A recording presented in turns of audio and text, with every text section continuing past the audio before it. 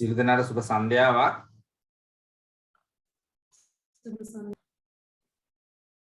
අපි නැවැත්වීම මොනවද අපි කතා කරමින් ඉන්නේ ව්‍යාපාර ආයතනයක එහෙම නැත්නම් ආයතනයක විවිධ පද්ධතීන් තියෙනවා ක්‍රියාවලීන් තියෙනවා. ඒ පද්ධතීන් පිළිබඳව තමයි අපි කතා කළේ. සාමාන්‍යයෙන් අපි ඕනෑම ආයතනයක අපි හඳුනාගෙන තියෙනවා විවිධ පද්ධතීන් විවිධ ක්‍රියාවලීන් වල සම්මත තත්ත්වයක්. මෙන්න මේ මට්ටමේ තිබිය යුතුයි. මේ මට්ටම අපි හඳුනා ගන්න ඕන. ඕනෑම ආයතනයක අපි ඕනෑම ක්ෂේත්‍රයක් සම්බන්ධයෙන් අපි ණයට විකුණුම් කියමු, ණයට ගැනුම්, වැටුප් ගෙවීම.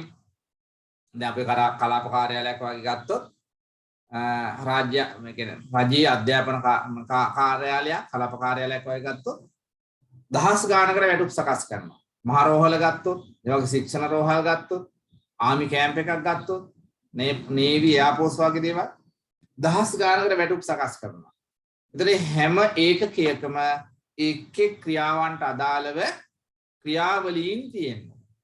එහෙම ක්‍රියාවලියක් නොතිබ්බොත් ඒක අපිට මැනේජ් කරන්න බෑ. පාලනය කරන්න බෑ. හොඳ අභ්‍යන්තර පාලනයක් තියාගන්න හොඳ ක්‍රියාවලියක් තියෙනවා. එහෙම ක්‍රියාවලියක් පවත්වාගෙන යාම පිළිබඳ අවබෝධයක් අපිට තියෙන්න ඕනේ. එහෙම තිබ්බාම තමයි අපිට විගණනයේ කෝණයෙන් අපිට බලනකොට මොකද්ද දෝෂය? මොකද්ද දෝෂය කියලා අපිට හඳුනා ගන්න පුළුවන්. ඒක නිසා අපි අභ්‍යන්තර පාලනයේදී විශේෂයෙන්ම ආයතනයක විවිධ ක්‍රියාවලීන් කොහොමද මැනවින් පවත්වාගෙන යන්නේ, මොනවද තිබෙන්න පුළුවන් අඩුපාඩු, ඒ අඩුපාඩු මගහරවමින් කොහොමද පවත්වාගෙන යන්නේ කටයුතු කරන්න කියලා අපි ඉගෙන ගත යුතුයි. හරි? අපි අන්තිමට නැවැත්වීම මොනවාද? මතකද? තොග කේතකරණ පද්ධති. මොකද්ද තොග කේතකරණය කියන්නේ? තොග කේතකරණයක් කියන්නේ මොකද්ද? ඇයි තොග කේතකරණයක් අවශ්‍ය? ඇයි තොග කේතකරණයක් අවශ්‍ය? හඳුනා ගැනීම පහසුව සඳහා. තොග හඳුනා ගන්න. තව තොග හඳුනා ගැනීමට කේතකරණයක් අවශ්‍යයි. තව මොනවටද අවශ්‍ය?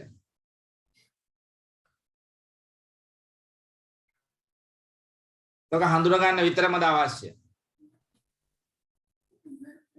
ආයතනයක ඒ තොග වාර්තා කරන්න. දැන් පරිගණක පද්ධතියක් පවතින ව්‍යාපාරයක ඔයාලා දන්න බිලින් සිස්ටම් තියෙනවා. ඒ බිලින් සිස්ටම් එක කියන්නේ පරිගණක පද්ධතියක්. ඒතකොට භාණ්ඩවල විස්තර ඒ පරිගණකයට දීලා තියෙනවා විවිධ කේත හරහා. අපි ඒකට බාකෝඩ් කියලා කියනවානේ. බාකෝඩ් කියලා කියනවා. ඒක කේතයක්. විවිධ කේත හරහා ඒ පද්ධතියට දීලා තියෙන භාණ්ඩවල තොරතුරු. එතකොට මේ කේතය කියවන්න පුළුවන් යන්ත්‍රයක් කරා අපිට ඒ භාණ්ඩයේ විස්තර ගිණුම්ගත කරන්න පුළුවන්, ලේඛනගත කරන්න පුළුවන්. තොග ලේඛනගත කිරීම, ගිණුම්ගත කිරීම, තුලනය කිරීම, පාලනය කිරීම, ගණනය කිරීම, දෝෂ හඳුනා ගැනීම, විවිධ දේවල් වල මේ කේතය භාවිතා කරන්න පුළුවන්. සාමාන්‍ය පරිගණක පද්ධතියක් ගත්තාම මේ පද්ධතියකට එහෙම නැත්නම් ලේඛනගත කළාම ලේඛනගතවල ක්‍රමවත්භාවය සුචිගතකරණය කියලා අපි කියනවා. මේ සුචිගතකරණයේ ක්‍රමවත්භාවයට අපිට වැදගත් වෙනවා කේතය. කේතය හරහා තමයි අපි සෝට් කරන්නේ. දැන් බලන්න Excel sheet එකකට වාගේ ගියාම සෝට් කරන්න හැවුවම අපෙන් අහන මොන සෙල් එකද කියලා. අපිට විවිධ ආකාරයෙන් සෝට් කරන්න පුළුවන්. අංක පිළිවෙලට, අක්ෂරාදී පිළිවෙලට, ඒ වගේ විවිධ ආකාරයට අපිට ascending descending විවිධ ආකාරයකට සෝට් කරන්න පුළුවන්. එතකොට කේතයක් තිබ්බාම තමයි අපිට තාර්කික ආකාරයට, තර්කානුකූලව සාරාංශගත කරලා තොරතුරු ලබා ගන්න පුළුවන්. ඒක නිසා දැන් සාමාන්‍යයෙන් හිතන්න ව්‍යාපාර ආයතනයක තොග අයිතමයක් යුනිට් විදියට ගත්තම ඒකක විදියට ගත්තාම වර්ග කොච්චර තියෙනවද? වර්ග කොච්චර නම් තියෙනවද? අපි සබන් කැටයක් ගත්තොත් සබන් කැටේ ප්‍රමාණය අනුව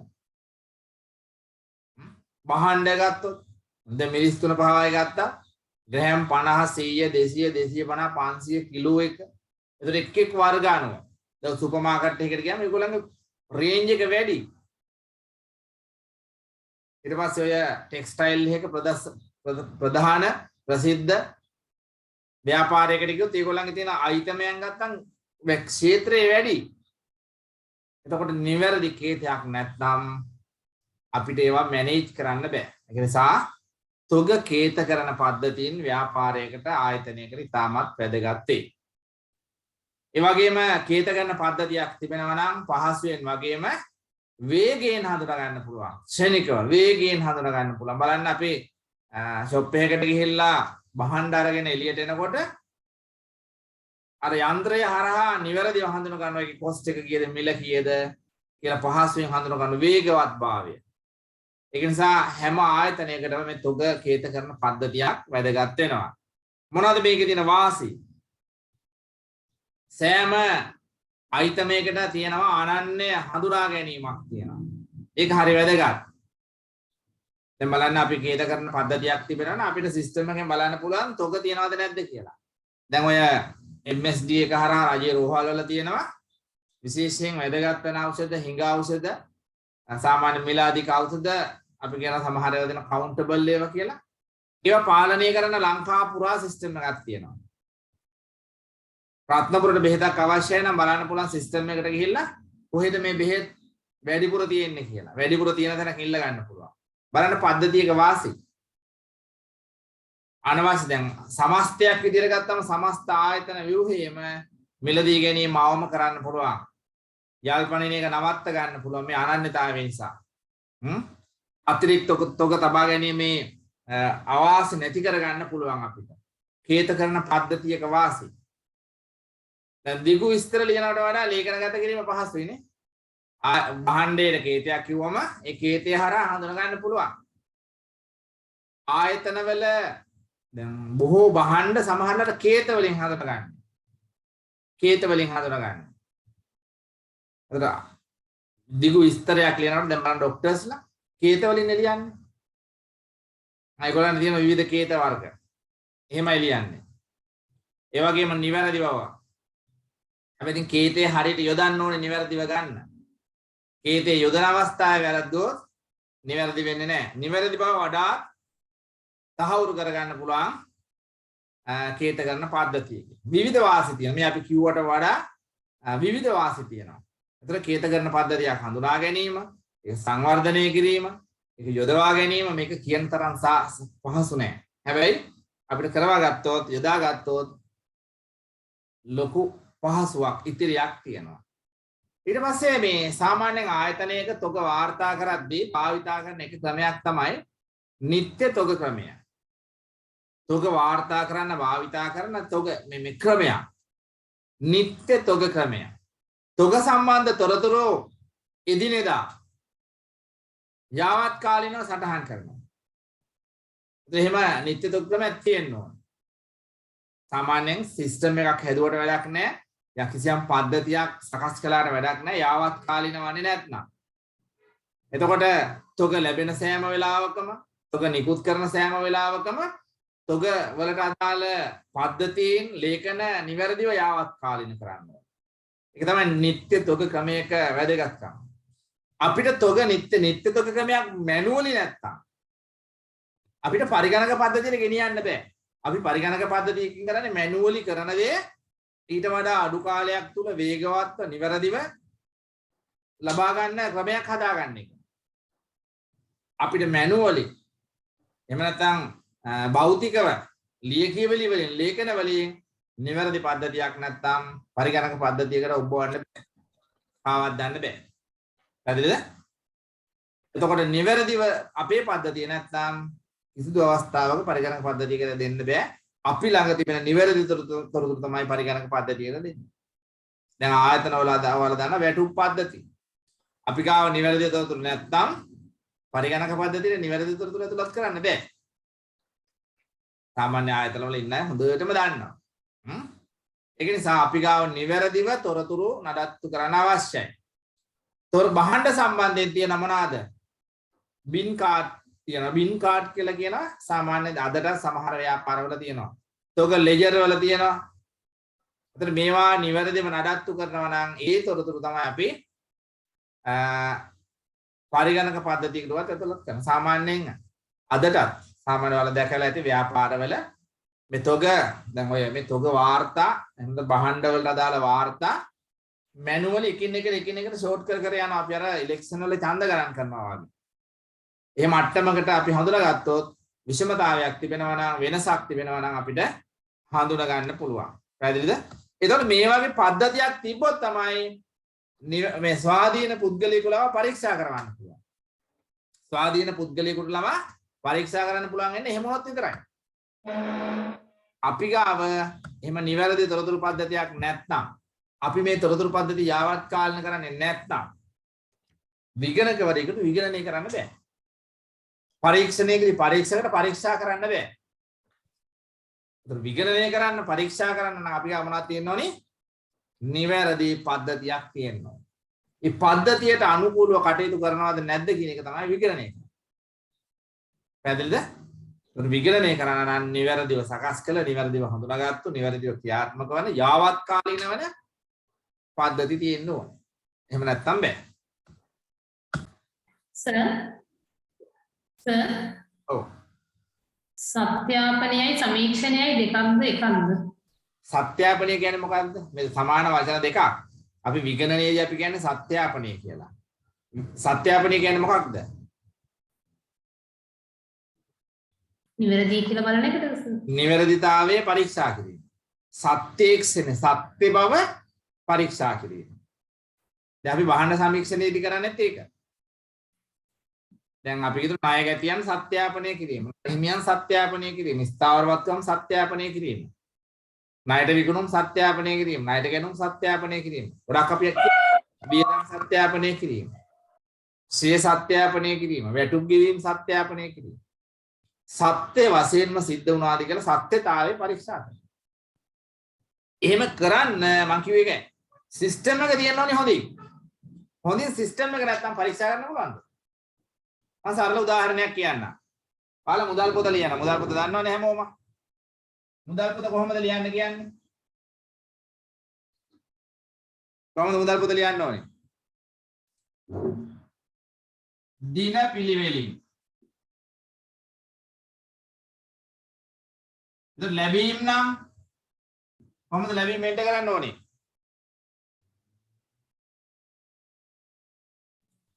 රිසිප්ට් රිසිප්ට් පත් පිළිවෙලට ලදු පත් අංක පිළිවෙලින්.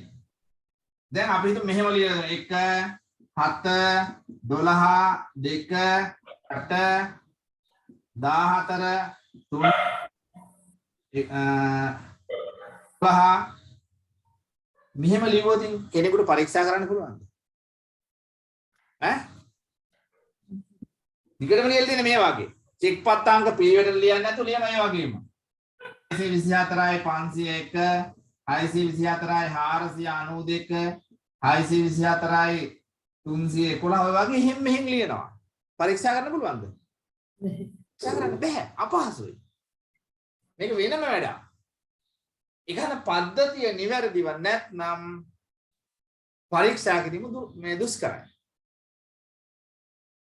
සාමාන්‍යයෙන් ආයතනයක වැරදි වංචාවක් වෙනවා නම් අපිට හඳුනා ගන්න තියෙන ක්‍රමය මොකක්ද? වැරදි වංචාවක් තිබුණා නම් පහසුවෙන් හඳුනා ගන්න පුළුවන් ක්‍රමයක්. එකක් තමයි මේ වගේ අපිලිවෙලක් තියෙනවා. ලෙජර් අපිලිවෙලක තිබෙනවා නම් අංක පිළිවෙලකට නැත්නම් වවුචර් අංක පිළිවෙලකට නැත්නම් කපනවා නම් ටිපෙක්ස් කරනවා නම් මකනවා නම් එතන තියෙන මොන හරි දෝෂ. ඒක නිසා තමයි අපි කියන්නේ ලෙජර් ගිනුම් කපන්න එපා, මකන්න එපා, ටිපෙක්ස් කරන්න එපා කියන්නේ ඒක. කවුරු හරි එහෙම දෙයක් කළොත් පහසුවෙන් හඳුනා ගන්න. පහසුවෙන් හඳුනා ගන්න පුළුවන්. ඒක නිසා මේ නිවැරදි ක්‍රමවේදී ඉගෙනගත යුත්තේ අපි ඇයි? ඒ තුල තමයි අභ්‍යන්තර පාලනයක් හදන්න පුළුවන්. ආයතනයක් නිවැරදිව දකින්න පුළුවන්. ඒවාල ඇකවුන්ටන්සි පාස් කරලා ආයතනයකට යනවා. ඒතර යම් කිසි ක්‍රමවේදයක් පිළිබඳ අභ්‍යන්තර පාලන අත්තරගෙන යන්න ඕනි ක්‍රියාවලියක් සම්බන්ධයෙන් ආගේ උපදෙස් ඉල්ලනවා. ඒතර ආට උපදෙස් දෙන්න පුළුවන්කමක් තියෙනවා. මේවා දැකලා තියෙනවා. මේ හැම මේවා ක්‍රියාවලින් කියන්නේ ඒක. මේ ක්‍රියාවලිය ඉගෙන ගන්න. ක්‍රියාවලිය ඉගෙන ගත්තම අර අපි ඉගෙන කියවපු සත්‍යාපනය හරිම ලේසි. ක්‍රියාවලිය තමයි සත්‍යාපනය. ක්‍රියාවලිය හරියට සිද්ධ වෙනවා. එහෙනම් ක්‍රියාවලිය දන්නේ නැත්නම් සත්‍යාපනය කරන්න බෑ. පැහැදිලිද? හරිද යමුනා? හරි සර්.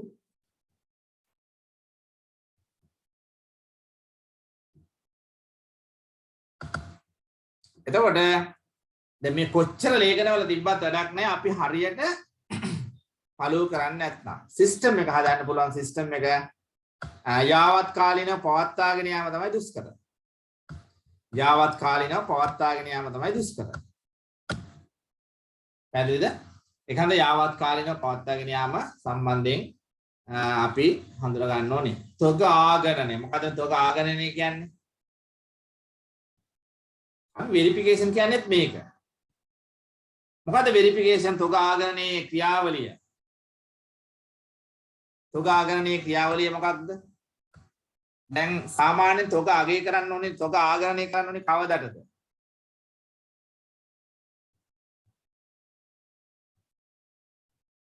සාමාන්‍යව දැනගන්න ආගණනය කරන්න ඕනේ කවදටද? කාලච්ඡේද අවසන්. තොග ආගණනය කරන්න ඕනේ වර්ෂ අවසානයේ වර්ෂ අවසානයේදී. ඇයි තොග ආගණනය කළ යුත්තේ? ඇයි තොග ආගණනය කළ යුත්තේ? අපි ගිණුම් කරණයේදී ඉගෙන ගන්නවා තොග ආගණනය කළ යුත්තේ මොන කොහොමද? පිරිවැය හෝ ශුද්ධ උපලබ්ධියගේ අඩුවගේ. පිරිවැය හෝ ශුද්ධ උපලබ්ධිය යන අගයන් දෙකෙන් අඩු අගය. උපලබ්ධිය අගය යන අගයන් දෙකෙන් අඩු එකට. සාමාන්‍යයෙන් පොත්වල තියෙන මොන අගයද? පොත් අගය. පොත් අගය කියන්නේ පිරිවැය. ඇයි තොග අගය කළ යුත්තේ? ඇයි තොග අගය කළ යුත්තේ?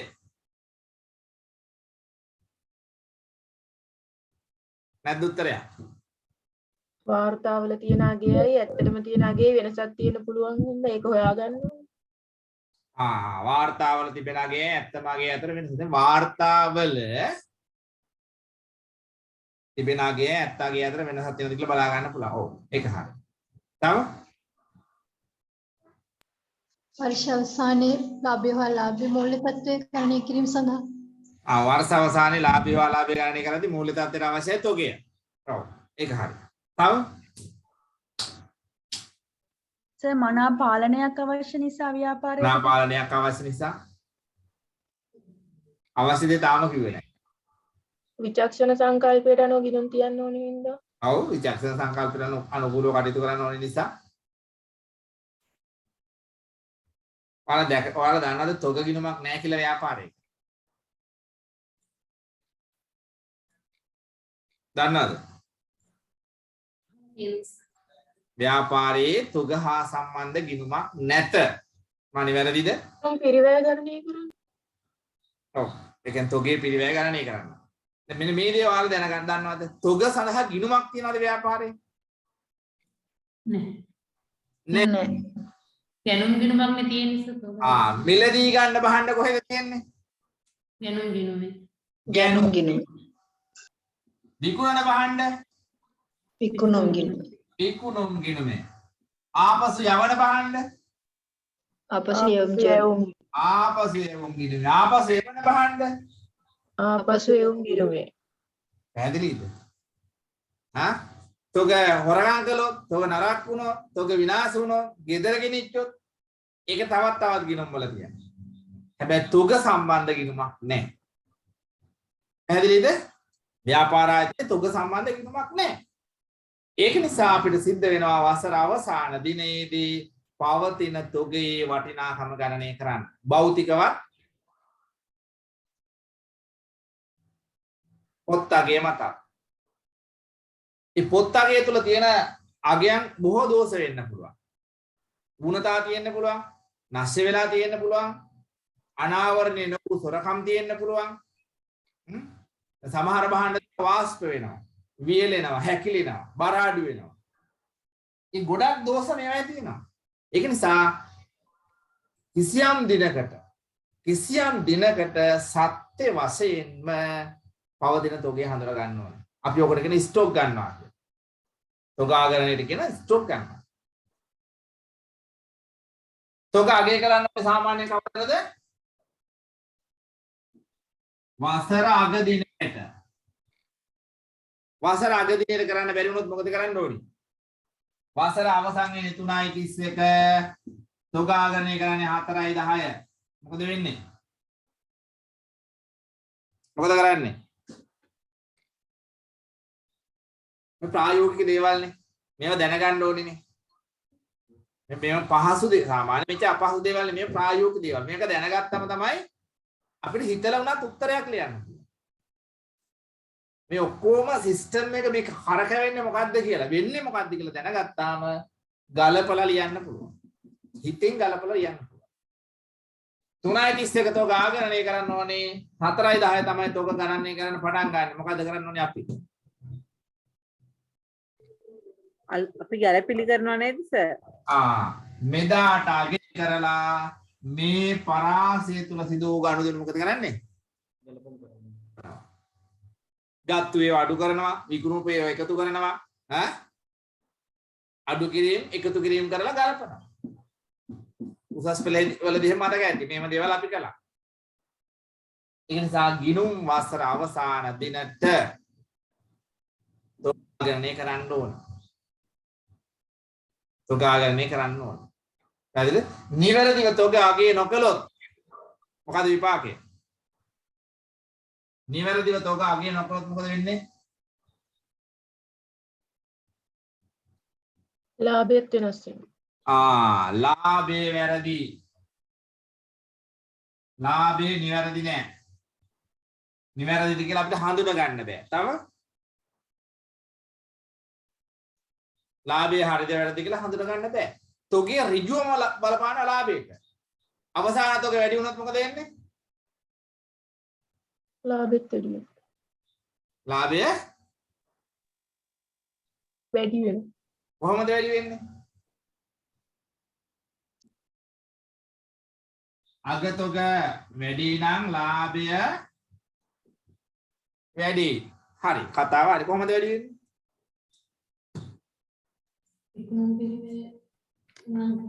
එහෙමද අවසාන තෝගේ වැඩි කරගත්තා හරිනේ. මොකද මේ ලාභය වැඩි වෙනවා කියන්නේ? මෙහෙම දැන් මේක ඔයාලා දැනගන්න ඕනේ. ඔයාලගේ මට්ටමේයි මේක දැනගන්න ඕනේ. අවසාන තෝගේ වැඩි වුණොත් ලාභය වැඩි. කොහොමද වැඩි වෙන්නේ? විකුණු පිරිවැය අඩු විකුණු පිරිවැය අඩු වෙනවා. විකුණු පිරිවැය අඩු වෙනවද ලාභය වැඩි වෙනවනේ මං අහන්නේ. මොකද්ද මේකේ සත්‍ය වශයෙන් වෙන්නේ?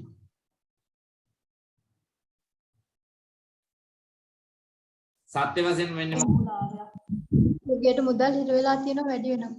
තොගයට හිර ඕකනේ බලාපොරොත්තු වෙන උත්තරේ. දැන් මෙන්න මේක තමයි මේ ඔයාලගේ මම ප්‍රශ්න අහන්නේ ප්‍රශ්න අහලා උත්තර ගන්නෙ. එතකොට තමයි මේක මතක තියෙන්නේ. අවසාන තොගේ වැඩි වුණොත් ලාභය වැඩි. අවසාන තොගේ අඩුයි නම් ලාභයත් අඩුයි. මේ වෙන්නේ කොහොමද? මොකද්ද මේකේ වෙන්නේ ඇත්තට? ප්‍රායෝගික මොකද්ද මේ ඇතුලේ වෙන්නේ කියන එක කියන්න පුළුවන්ද ඔයාලට? උපලබ්ධ නොවු ලාභයක් උපලබ්ධ නොවු ලාභයක් තියෙනවා. උපලබ්ධ නොවු ලාභයක්. ඒකේ අදහස ජයන්ති? සමහරට ඔය හරි. ජංගමවත්කම් වැඩි වෙනවා. මොකද උදේ කුමාර? ජංගමවත්කම් වැඩි වෙනවා. ඔව්. මේක වෙන්නේ මොකද්ද දන්නවද? අවසාන තොගේ වැඩි වුණොත් දරුවනේ වෙන්නේ අපි 2020 දී අවසාන තොගේ වැඩි කියන්නේ ලාභයත් වැඩි. ලාභය වැඩි කියන්නේ වෙන්නේ මොකද්ද? 2021 වසරේ ලාභය 20 දී සටහන් වෙන එක. එන්නද? 21 ලාභය 20 දී සටහන් වෙනවා. මේක තමයි වෙන්නේ. අවසාන තොගේ වැඩි කියන්නේ ලාභය වැඩි. මේ වසරේ අවසාන තොගේ වැඩි කියන්නේ ලබන අවුරුද්දේ ආරම්භක තොගේ වැඩි. ආරම්භක තොගේ වැඩි. ආරම්භක තොගේ වැඩි වුණොත් ලාභෙට මොකද වෙන්නේ? ලාභය අඩු වෙනවද සර්? අඩු වෙනවා. ආරම්භක තොගේ වැඩි වුණොත් විකුණුම් පිරිවැය වැඩි වෙනවා. ලාභය අඩු වෙනවා. ලාභය අඩු වෙනවා කියන්නේ මොකක්ද වෙලා තියෙන්නේ? අවසාන තුනේ වෙන්නේ. මේ ලාභය ඇවිල්ලා තියෙන කොහටද? 20ට ඇවිල්ලා තියෙන. මේක දකින්න ඕනේ ඔයාලගේ මට්ටමේදී දැන්. අවසාන තොගේ අඩු වුණොත් ලාභය අඩු වෙනවා. මොකද වෙන්නේ? මොකද වෙන්නේ?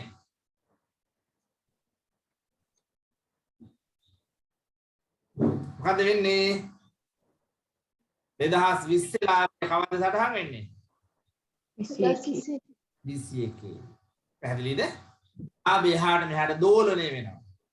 මේ ලාභය කලින් සටහන් වෙනවා. මේක ලාභය ප්‍රමාද වෙලා සටහන් වෙනවා. ඒක නිසා තොග නිවැරදි වාගේ නොකළොත් ඔය දෝෂය ගිනුම් පොත්වල තියෙනවා. පැහැදිලිද? තොග අගය කිරීම හරි වැදගත්. ඒ වගේම තොගේ ව්‍යාපාරයේ ලාභයට ඍජුව සම්බන්ධයි. තොග කොච්චර හානි වෙලාද, නැස්ස වෙලාද, බර අඩු වෙලාද, වාෂ්ප වෙලාද, අගය අඩු වෙලාද කියලා බලන්න ඕනේ. අගය අඩු වෙලාද කියලා බලන්න.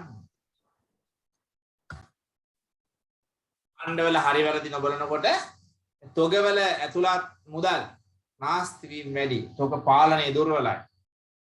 තොග පාලනය දුර්වල. හොඳට මතක තියාගන්න ව්‍යාපාරයක මන අභ්‍යන්තර පාලනයක් නැත්නම් මේ ක්‍රියාවලිය වල හොඳ ගලණයක් නැත්නම් යාවත් කාලීන භාවයක් නොමැති නම් ව්‍යාපාරයක් ඕනෑම අවස්ථාවක කඩා වැටෙන්න පුළුවන්. දැන් බලන්න අපි හිතමු එළවලු කිලෝ එකක මිල රුපියල් 100යි 200යි අතර නම් තියෙන්නේ. දවසින් දවස සතියින් සතිය මිල ඉහළ යන්න පුළුවන්, මිල පහළ යන්න පුළුවන් කොච්චර ප්‍රමාණයකින්ද? කොච්චර ප්‍රමාණයකින්ද කිලෝවක මිල ඉහළ පහළ යන්න පුළුවන්?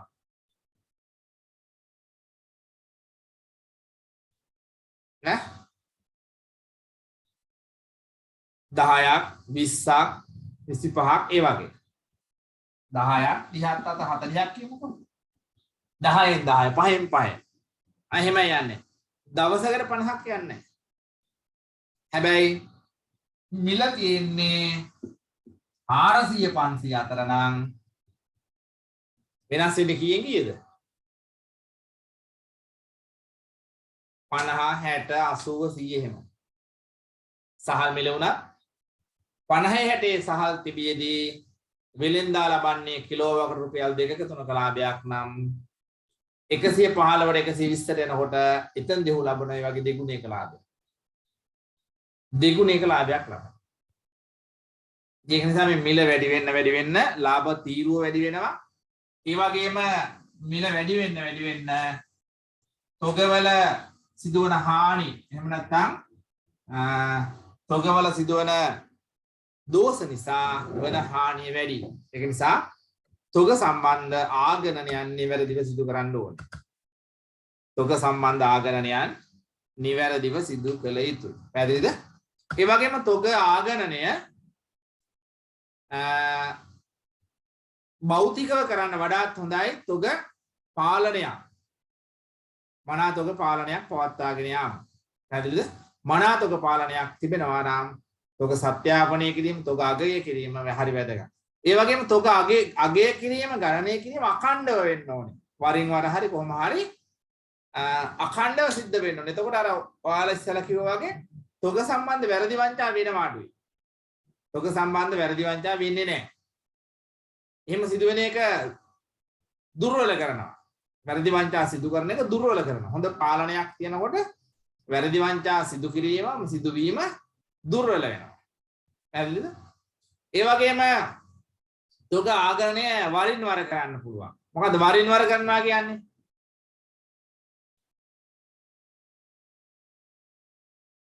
වරින් වර කරන්න පුළුවන්.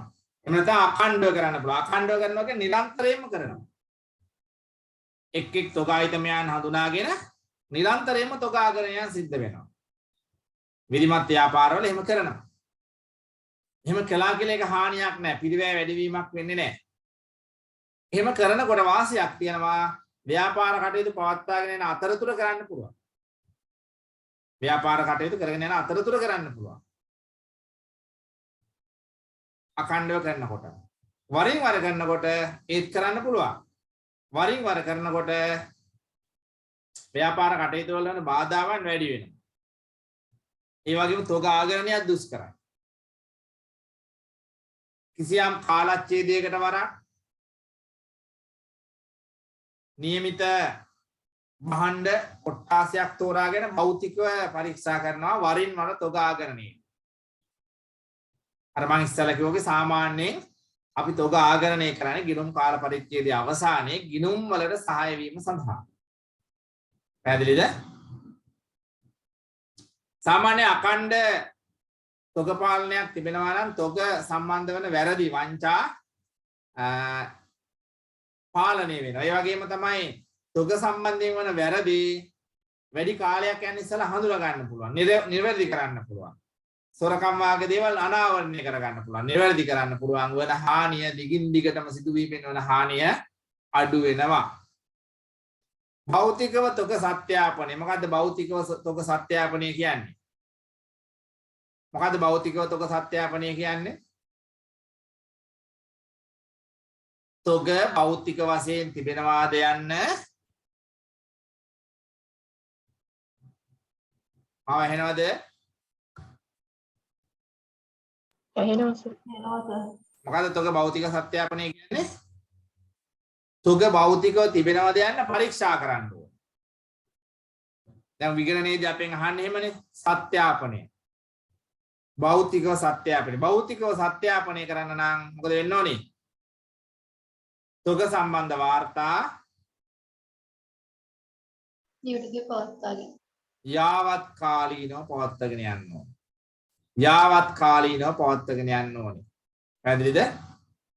ඒ වගේම මේ තොග සත්‍යාපනයේදී ව්‍යාපාර වල භාවිතා කරන්න පුළුවන් විවිධ ක්‍රමවේද තියෙනවා. මෙවලම් තියෙනවා. මොකද්ද ක්‍රමවේද? ඔයාලට මතකද ABC විශ්ලේෂණය? මතකද? ABC විශ්ලේෂණය මතකද? වටිනාකම අනුව තොග වර්ග. ඔව් තොග වටිනාකම අනුව වැදගත්කම අනුව තොග වර්ග කරනවා. ඉතා වටිනා තොග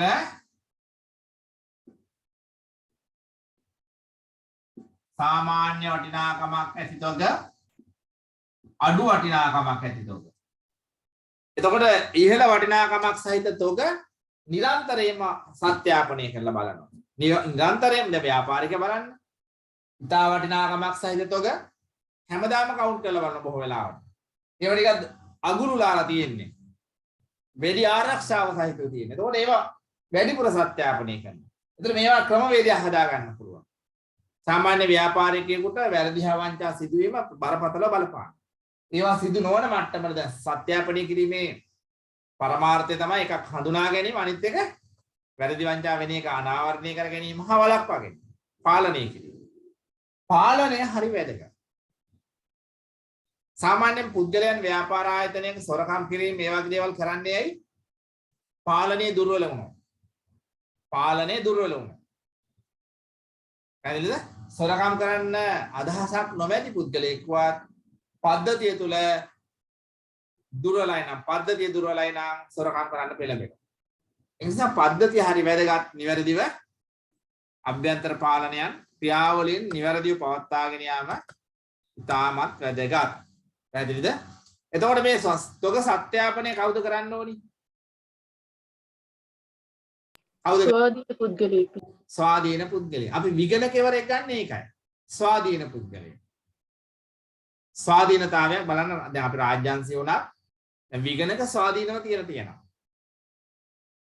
විගණක ස්වාධීනව තියලා තියෙනවා විගණක හරියට. ස්වාධීන පුද්ගලයෙකු විසින් විගණනය කරන එක තමයි පිළිගන්නේ. විගණනයට වරදින්න පුළුවන්. වරදින අවස්ථා. හැබැයි බහුතරයක් පිළිගන්න විගණනය කියන එක හරියි. ඒකේ දෝෂක් තියෙනවා. ඉගෙනගෙන තියෙනවා වාණිජවාදය කියලා ගන්නෙ. මොකද්ද වාණිජවාදය කියන්නේ? වාණිජවාදයේ මතය උනේ මොකක්ද? ඇඩම් ස්මිත්ලාගේ ඔය ජාතීන්ගේ ධනය පොතත් එක්ක මොකද මේ වාණිජවාදය කියන එකේ මොකද ඒගොල්ලන්ගේ මතේ උනේ? මතක නැහැ? ඒගොල්ලන්ගේ මතේ උනේ පුද්ගලයේ ධනය රැස් කළොත් ධනවත් වුණොත් ධනය රැස් කළොත් ධනය එකතු කළොත් ධනවත් වුණොත් ධනය මත බලය ගොඩ නැගෙනවා. ධනය මත බලය ගොඩ නැගෙනවා කියලා තමයි කිව්වේ. මේ මූල ධර්මයේ තමයි යටත් විජිත වලට හේතු වෙන්නේ. මේක තමයි යටත් විජිත. දැන් ඔය බටහිර ජාතීන් ආසියාතික අප්‍රිකානු රටවල් මේ ආක්‍රමණය කරලා මොකද ඒගොල්ලෝ කළේ? ඒගොල්ලෝ මොකද කළේ? ඒගොල්ලෝ ධන සම්පත් රැස් කරගන්න. සම්පත් රැස් කරගන්න. ඒතර සම්පත් ඒක රාශී වන තැනට බලය එකතු වෙනවා. ඒක තමයි මූල ධර්ම. දැන් අද ඔය බ්‍රිතාන්‍ය ජාතිය ඇතුළු ඒ යුරෝපීන් එහෙම ධනවත් උනේ කොහොමද කියපන්? මේවයි තියෙන සම්පත් වටිනා කියන සම්පත් ඒගොල්ලෝ එක් රැස් කරගන්න. අදට උනත් ඔබේ ප්‍රදේශය හිතලා බලන්න. වත්කම් බහුලව තියෙන පුද්ගලයා නැහැ. ඒ නිසා ව්‍යාපාරයක දෙර මතක තියාගන්න එක. ව්‍යාපාරයක වත්කම් ආරක්ෂා කිරීමේ වැඩපිළිවෙළවල් තියෙනවා. අපි මේ විවිධ ක්‍රමවේද වලට කතා කරන්නේ මොනවාද? වත්කම් සාමාන්‍ය අලාභය කියන්නේ ලාභය කියන්නේ මොකද්ද? ලාභයේ නිර්වචනය මතකද?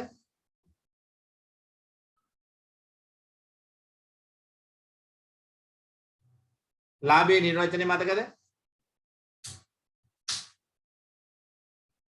වෙනද මේ තොර තෝන්ජය නැතුව කතා කරන්න නැකෝ. සුද්ධවත්කම් වල වැඩි මතකද? සුද්ධවත්කම් වල වැඩි වීම. එහෙම කිව්වට මාරි ජයන්ති.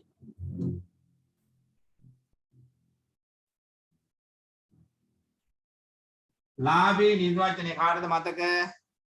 19 දෙනෙක් ඉන්නවා මෙතන.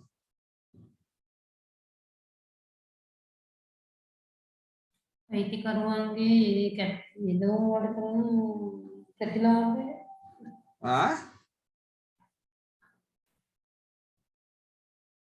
මම නම කියන්නේ ඔයාලා අපහසුතාවයටපත් වෙන හන්දයි. මතක නැහැ. කාටවත් මතක නැද්ද? අයිතිකරුවන්ගේ මැදිහත් වීමකින් තොරව සුද්ධ වත්කම් වල සිදුවන වර්ධනය ලාභය කියලා කිව්වා. ඒත් පාඩුව කියන්නේ මොකද්ද?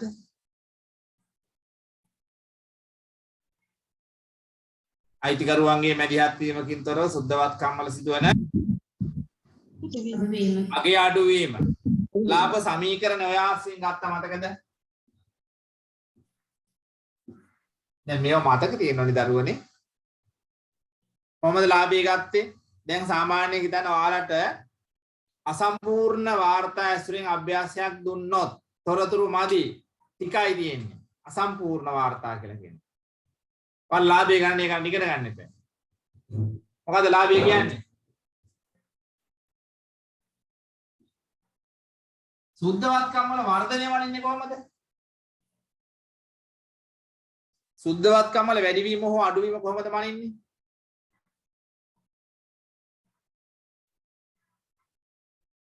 මතක නැහැ? දැන් මේක 10 10 මාර වාග කරනවා නම් කියන්න පුළුවන් නිදිමතයි අපහසුයි කියලා. දැන් වෙනකොට වැඩිවීම කොහොමද මනින්නේ?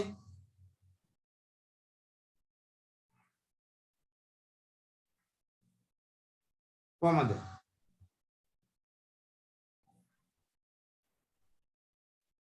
තිලිනි මතක නැහැ?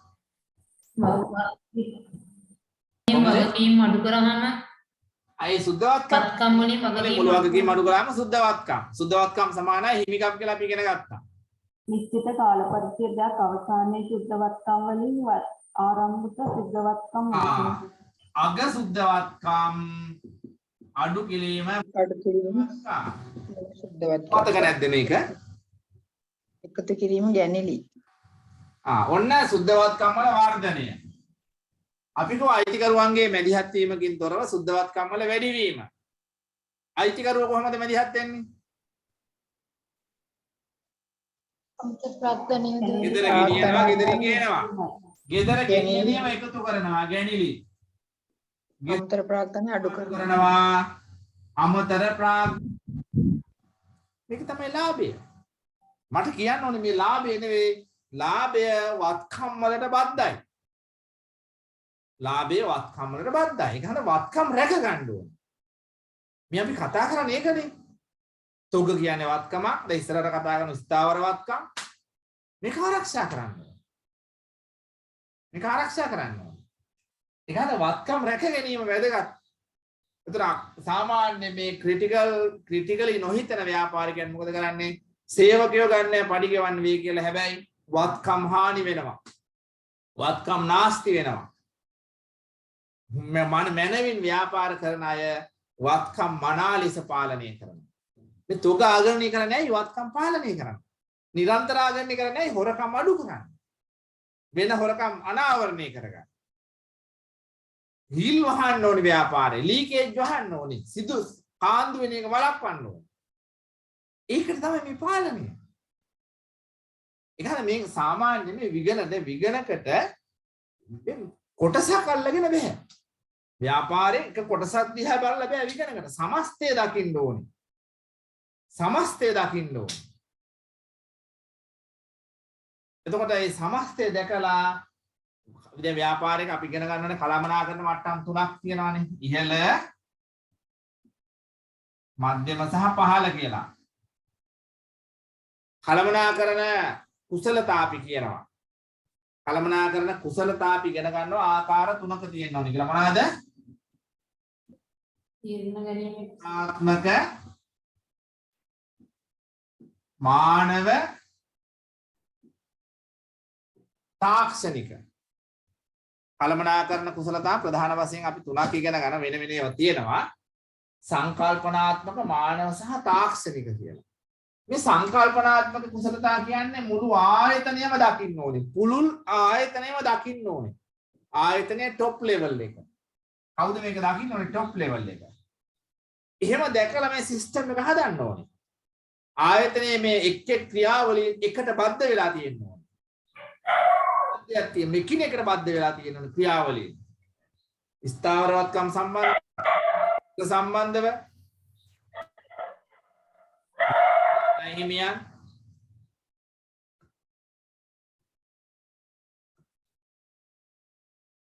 ඒ වගේ විවිධ තැන්වල සමස්ත ක්‍රියාවලින් එකිනෙකට බද්ධ වෙලා තියෙනවා. එහෙම එකිනෙකට බද්ධ වුණාම තමයි ආයතනය දකින්න පුළුවන්. ඒ ආයතනය දැකලා තමයි මේ ක්‍රියාවලින් හදන්න ඕනේ. ඒතර විගණකාත් මේ සමස්තය අධ්‍යයනය කරලා ඕනේ විගණනයට එන්ට වෙන්න. ප්‍රවේශ වෙන්න. හරි. එතකොට අපි කිව්වේ වත්කම් ඍජුවම ලාභයට බලපානවා. ඍජුවම ලාභයට බලපාන ඒ නිසා වත්කම් සම්බන්ධ පාලනේ මනවින් තියෙන්න ඕනේ. අපි එක කොටසක් අදා කරලා ඊගා කොටසට යනකොට අර කොටස අමතක කරන්න එපා. ගිණුම් කරන සමීකරණ ඉදලා මම පටන් ගත්තේ. ඒක අන්ද අමතක කරන්න එපා. පැහැදිලිද?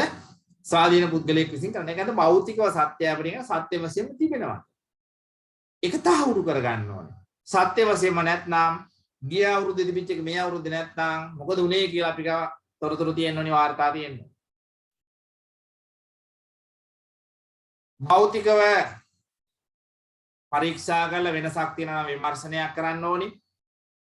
එතකොට තොග ක්‍රියාවලිය දෝෂ නැහැ, තොග ගණන් ගැනීම නිවැරදි කියන තහවුරු තියෙනවනේ. ඒ අනුව වෙනසක් තියෙනවා නම් අඩුපාඩුවක් තියෙනවා නම් ඒවා විමර්ශනයක් කරලා හඳුනා ගන්න ඕනේ. තොග භෞතිකව සත්‍යාපනය කරන්නේ භෞතිකව සත්‍යාපනය කළ වෙනස්කම් තියෙනවා නම් අඩුලුහුඩුකම් තියෙනවා නම් ඒවා වාර්තා කරන්න, රෙකෝඩ් කරන්න ඕනේ. සම්බන්ධයෙන් අවශ්‍ය ක්‍රියාමාර්ග ගන්න ඕනේ. පැහැදිලිද? ඒ වගේම අපි තහවුරු කරන්න ඕනේ ආයතනය තොග ගණනය කිරීමේ ක්‍රියාවලිය නිවැරදි ඵලදායී කියලා. තොග ගණනය කිරීමේ ක්‍රියාවලිය හරිය ඒ වගේම ඵලදායී කියලා අපි තහවුරු කරන්න ඕනේ. එහෙම නොවුනොත් සත්‍යාපනය නිවැරදි වෙන්නේ නැහැ. පැහැදිලිද? එතකොට ආයතනයේ කළමනාකරණයේ වගකීම තමයි තොග සත්‍යාපනය සම්බන්ධයෙන් අදාළ දින වකවානු සැලසුම් කරලා ඒ අනුව ක්‍රියාත්මක කිරීම. මොකද්ද භෞතිකව තොග සත්‍යාපනයේදී කාලසටහන මොන වගේ දෙයක්ද? තොග භෞතිකව සත්‍යාපනය කිරීමේදී පියවරයන් ටික මොනවද? එතකොට අපි සැලසුම් කරන්න ඕනේ තොග සත්‍යාපනය නිවැරදිව කරන්න පුළුවන් ආකාරයට වැරදි වළක්වා ගැනීමෙන් ගණනය කිරීම නිවැරදිව සිදුවනවා කියලා අපි ක්‍රම සැලසුම් කරන්න ඕනේ. දැන් අපි පරිගණක භාවිතය, කීත භාවිතය වගේ දේවල් කරන්න මේකට. එතකොට තොග ගණනය කිරීමට අපි දින වකවානු තීරණය කරගත්තට පස්සේ ආය ඇතුළට එන්න පිටතට යන්න බෑ. ඒ කාර්ය අවසන් වනකොට සාමාන්‍යයෙන් බලන්න ආයතන වල ස්ටොක් ගන්නකොට වහනවා ආයතනේ. ස්ටොක් ගන්නකොට නිවැරදිව හොඳ විධිමත්ව පවත්වාගෙන යන ව්‍යාපාර ස්ටොක් ගන්නකොට තොග ගණන් කරනකොට ව්‍යාපාරේ වහලා පටන් ගන්න. ඒ දවස් දෙකක් වැහුව කියලා එක පාඩුවක් නැහැ. එතකොට භෞතිකව තොග ගණනය කරනකොට ඒකට අදාළ අනුක්‍රමික අංක අනුව ලේඛන සකස් කරගෙන තමයි පටන් ගන්න. ඒ අනුව අංක පිළිවෙලට අරගෙන තොග පත්‍රවල ඒවා සටහන් කරලා දිගණනයන් දෙවරක් ගණනය වීම බලක්වන ආකාරයට කටයුතු කරලා තොග ගණනය කරනවා. පැහැදිලිද? හරි. මොකද තොග ඇනෝම් කිරීම කියන්නේ? තොග ඇනෝම් කිරීම කියන්නේ මොකද්ද?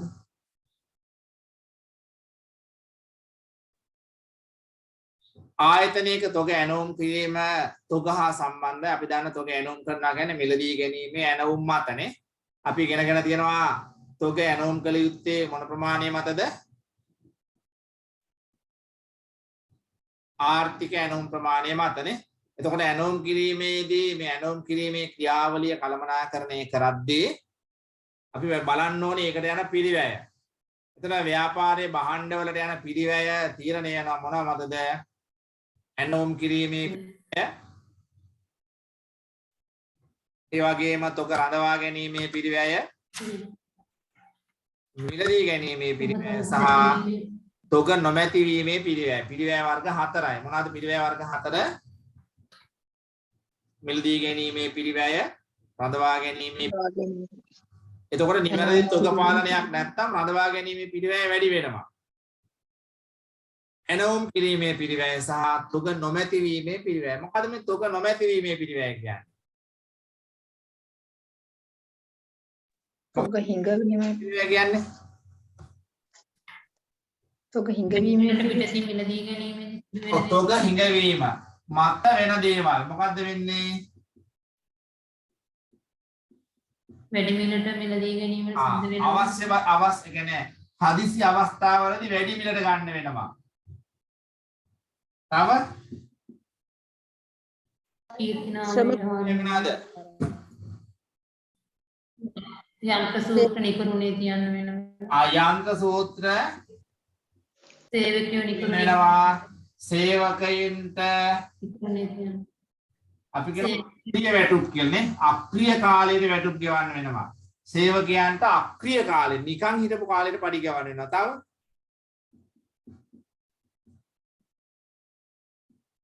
අකණ්ඩව සැපයුම් නිසිපලට දෙන්න බැරුණාම ව්‍යාපාර කීර්තිනාමයට හානි වීම, ගනුදෙනු කරුවන් අහිමි වීම, තරගකාරී ආයතන ව්‍යාපාරයට ප්‍රවිෂ්ඨ වීම, ඒ වගේ විවිධ දේවල් තියෙනවා. මහරණට අපි බාරගත්තු ඇනවුම් සපුරාලන්න බැරි වුණාට පස්සේ වන්දි ගෙවන්න වෙනවා. බාරගත්තු ඇනවුම් සපුරාලන්න බැරි වුණොත් වන්දි ගෙවන්න වෙන්න පුළුවන්. ඒ වගේ විවිධාකාර පිරිවැයන් දරන තොග හිඟවීම. තොග හිඟවීමේ පිරිවැයන් තියෙනවා.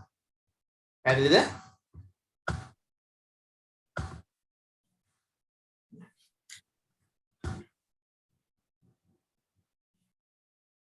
මේවා අපි කතා කරන්න අවශ්‍ය නැහැ. මම හිතන්නේ ආර්ථික ඇණුම් ප්‍රමාණය අපි දන්නවා. ආර්ථික ඇණුම් ප්‍රමාණය කියන එක අපි දන්නවා. මොකද ආර්ථික ඇණුම් ප්‍රමාණය කියන්නේ? තොග තබා ගැනීම ඇනෝම් කිරීමේ තොග සම්බන්ධයෙන් දරන මුළු පිරිවැයම වර්ගදී ඇනෝම් කළ යුතු ඒකක ප්‍රමාණය. වර්ගකට ඇනෝම් කළ යුතු ඒකක ප්‍රමාණය. ඊයෝ කිය සූත්‍රය මොකද්ද? 2යි DCO බෙදීම CHL වර්ගමූලය. ඔව් 2යි දෙකයි බිඳුව බෙදීම CH වල මූලය. වර්ගමූලය. ඔව්. සාමාන්‍යයෙන් මෙහෙම මේ අපි මේවා කතා කරන්නේ තොග පාලනයේදී ආර්ථික ඇනෝ ප්‍රමාණය කියන එක හඳුනාගෙන තියෙනුනේ ආයතනයක. ඒක හොඳද නරකද කියලා බලන්න ඕනේ අපිට කොච්චරට ඊට ලං වෙන්න පුළුවන්ද කියන කාරණේ මත. ඒ වගේම තොග පාලන මට්ටම්. අපි මට්ටම් කියා ඉගෙන ගත්තද? ආයතන තොග මට්ටම් හඳුනා ගැනීම. හතරයි. සාමාන්‍ය මම හිතනවා රාජ්‍ය ආයතන ගත්තොත් 100ට එකක්වත් 1000ට එකක්වත් එහෙනම් තොග මට්ටම් හඳුනාගෙන යනොත් තොග නැහැ. මොනවාද මට්ටම්? යලි යනෝ මට්ටම සාමාන්‍ය පොස්ටිං වලදී ඇකවුන්ටිං වලදී වැදගත්. මොකද්ද යලි යනෝ මට්ටම කොහොමද හොයන්නේ? උපරිම පරිභෝජනය වැඩි කරන උපරිම යනෝම් කාලය. උපරිම පරිභෝජනය වැඩි කරන උපරිම යනෝම් කාලය. very good. ඊගාවට මොකද්ද තොග මට්ටම? අවම තොග මට්ටම. අවම තොග මට්ටම කොහොමද හොයන්නේ? යලි යනෝම් මට්ටමින් අඩු කරනවා සාමාන්‍ය පරිභෝජනය වැඩි කිරීම සාමාන්‍ය භාවිතය. very good. උපරිම තොග මට්ටම කොහොමද හොයන්නේ? යලි යනෝම් මට්ටමින් අඩු කරනවා අවම පරිභෝජනය අවම යනෝම් කාලයයි එකතු කරන යලි යනෝම් ප්‍රමාණය. යලි යනෝම් ප්‍රමාණය. very good. සාමාන්‍ය තොගය අවම තොගයයි උපරිම තොගය එකතු කළ බෙදෙනවා. එහෙම නැත්නම් අවම තොග මට්ටමට එකතු කරනවා යලි යනෝම් ප්‍රමාණය බෙදීම 2. very good. හරි. ඒ තොග සඳහා භෞතික ආරක්ෂාවක් අවශ්‍යයි. හානි වීම යල්පැනීම පුළුවන්. මෙහෙයුම් වලදී හානි වෙන්න පුළුවන්. ව්‍යාපාරයේ මෙහෙයුම් ක්‍රියාවලිය තුළදී භාණ්ඩ තොගවලට හානි පැමිණෙන්න පුළුවන්. ඒක නිසා තොගවලට භෞතිකව ආරක්ෂාවන් තියෙන්න ඕනේ. කල්ලිකුත් වෙන එක වළක්වන්න. ව්‍යාපාර ආයතනයක භාණ්ඩ තොග කල්ලිකුත් වුණොත් ඒක ඍජුවම පාඩුවක් හානියක්. ඒ වගේම ස්වභාවික විපත් වලින් තොග ආරක්ෂා කරන්න තොග සඳහා භෞතික ආරක්ෂාවන් අවශ්‍යයි. ඒ වගේම මනා ගබඩා කළමනාකරණය ආරක්ෂාව තහවුරු කිරීමට ව්‍යාපාරයේ හොඳ ගබඩා කළමනාකරණයක් තියෙන්න ඕනේ. තොග භෞතික ආරක්ෂාව තහවුරු කළොත් ඒක ව්‍යාපාරයට හරි වැදගත්. තොග භෞතිකව ආරක්ෂා කිරීමේදී අවධානය යොමු කරන්න ඕනේ කරුණු මොනවාද? ඒ තොග මට්ටම් වලට ඒ ප්‍රදේශ අනුව තිබෙන්න ඕන උෂ්ණත්වයන් තියෙනවා. ආර්ද්‍රතා මට්ටම් තියෙනවා. ඒ අනුව පවත්වාගෙන යන්න ඕනේ. දැන් ඔය රෝහල් වල හදිසි ඖෂධ ප්‍රවාහනය කරද්දී සමහර ඖෂධ ප්‍රවාහනය කරද්දී අයිස් පෙට්ටි වල ගෙනියන්නේ. ඒ උෂ්ණත්වයට වඩා අඩු වුණොත් ඒවායේ තියෙන ගුණාත්මක භාවය විනාශ වෙනවා. ඒතර ඒ උෂ්ණත්ව මට්ටම් ආරක්ෂා කරන්න ඕනේ. ප්‍රමාණවත් ඉඩකඩ හා පහසුකම් ප්‍රමාණවත් ඉඩකඩ තියෙන සමහර භාණ්ඩ ආරක්ෂා සහිතව ගබඩා කරලා තබා ගන්න ප්‍රමාණවත් ඉඩ පහසුකම් තියෙන්න ඕනේ. ආරක්ෂක බටයින් CCTV කැමරා පද්ධති සමහර ආයතනවල තියෙනවා ඕතරයිස් ID තියෙනවා. ඒ ID එකට තමයි දොර ඇරෙන්නේ. ඒ වගේ දේවල් ගිනි නිවන උපකරණ වාගේ දේවල් තියෙන්න ඕනේ. ඒ වගේම බලයලත් පුද්ගලයන්ට පමණක් ඇතුළත් වෙන්න පුළුවන් වෙන්න ඇතුල් වෙන්න පුළුවන් වෙන්න ප්‍රවේශයන් සීමා කරන්න ඕනේ. මම අර ඉස්සෙල්ලා කිව්වා ID තියෙනවා කියලා. ඒ ID අරන් තමයි ඇතුල් වෙන්න පුළුවන්. ඒ වගේම රක්ෂණය කරලා තියෙන්න ඕනේ. සොරකම්, ගිනි ගැනීම, ගම් වතුරට වෙනස් ස්වභාවික විපත් වලට අදාළව රක්ෂණය කරලා තියෙන්න ඕනේ. එතකොට දැන් මේවා අපි දැනගන්න ඕනේ. දැන් අපෙන් අහන්න පුළුවන් ප්‍රශ්න ආයතනයක තොග ආරක්ෂා කිරීමට අවධානය යොමු කරන්න ඕනේ කරුණු. භෞතිකව ආරක්ෂා කරන්න අවධානය යොමු කරන්න ඕනේ කරුණු. සත්‍යාපනයේදී සැලකිලිමත් යුතු කරුණු. ඒ වගේ විවිධ ප්‍රතිකඩයන්ගෙන් අහන්න පුළුවන්. මේ ආයතනවල තොග කියන එක අතිශය වැදගත්. අතිශය වැදගත් කාරණයක් තමයි තොග. තොග ඍජුවම ලාභයට බලපාන ව්‍යාපාරයේ වත්කමක් වෙනවා. ඒක නිසා තොග සම්බන්ධයෙන් වෙන පාලනය වත්කම් දැන් වර්තමානයේ විගණනය ගත්තාම රජයේ විගණනය ගත්තාම රජයේ විගණනය වැඩි අවධානයක් යොමු කරනවා වත්කම් සම්බන්ධයෙන්. වත්කම් සම්බන්ධයෙන් විගණනයේ අවධානය යොමු කරනවා වත්කමේ පිළිවැය භාවිතය. මේ භාවිතය ගත්තාම ඌන උපයෝජිතද නැද්ද කියන එක. ඌන උපයෝජිතයි. නිවැරදිව ප්‍රයෝජන ගන්න. නිවැරදි ස්ථානයේ නෙවෙයි ස්ථානගත කරලා තියෙන වර්තමානයේ අපිට එන විගණන විමසුම් බැලුවාම එහෙම තමයි අහන්නේ. ස්ථානගත කිරීම සම්බන්ධයෙන්. වත්කම් සම්බන්ධයෙන් වන විගණන විමසුමක් මතක තියාගන්න හොඳට. පාර්ලිමේ කියන්නේ රජයේ ගිණුම්කාරක සභාවට රාජ්‍ය ගිණුම්කාරක සභාව දක්වා පවා යනවා. ඔයාලා දන්නවද මේ සාමාන්‍ය විගණනේ රජයේ විගණනයේදී යන පියවරයන් ටික දන්නවද? විගණක විගණනය කිරීමේ ඉඳලා පියවරයන් ටික දන්නවද? කාටද කියන්න පුළුවන්? අභ්‍යන්තර විගණනයේද බාහිර විගණනයේද? ඔව් නෑ ඒ ඕන එකක්. අපි බාහිර විගණනය කියලා ඒ බාහිර විගණක විගණන විමසුමක් ඉදිරිපත් කළාම බාහිර විගණක විගණකාධිපති සැලැස්මක් හදන්න ඕනේ කවුරු හරි විගණනාංශයේ විගණන රජයේ විගණන එක ඉන්න කෙනෙක් ඉන්නද කවුරු හරි? මට මතකයි කුරුණෑගල කවුරු හරි හිටියා. නම් මතක නැහැ. මුලින්ම විගණනය කළ විගණන විමසුමක් ඉදිරිපත් කළා. ඊට පස්සේ මොකද කරන්නේ අපි? පිළිතුරු ලියන්න. විගණන විමසුමට අපි පිළිතුරු ඔය කියන්නේ විගණන විමසුමට පිළිතුරු සපයනවා. ඒව පිළිතුරු බාරගත්තේ නැතොත් මොකද කරන්නේ? පිළිගන්න පුළුවන් ඒව නම් පිළිගත්තා කියලා එක නම පිළිගන්න පිළිගත්තා කියලා අපිට එවන්නේ නැහැ විගණනය. අපිට අපි දෙන පිළිතුර බාරගත්තේ නැතොත් ඒගොල්ලෝ මොකද කරන්නේ? ඒගොල්ලෝ සෑහීමකටපත් වෙන්නේ නැහැ පිළිතුරට. මොකද කරන්නේ? ගිණුම් කාරක සමූහය විගණන ඡේද වලට. ඊට පස්සේ විගණන විමසුමට පිළිතුරු සැපයීම.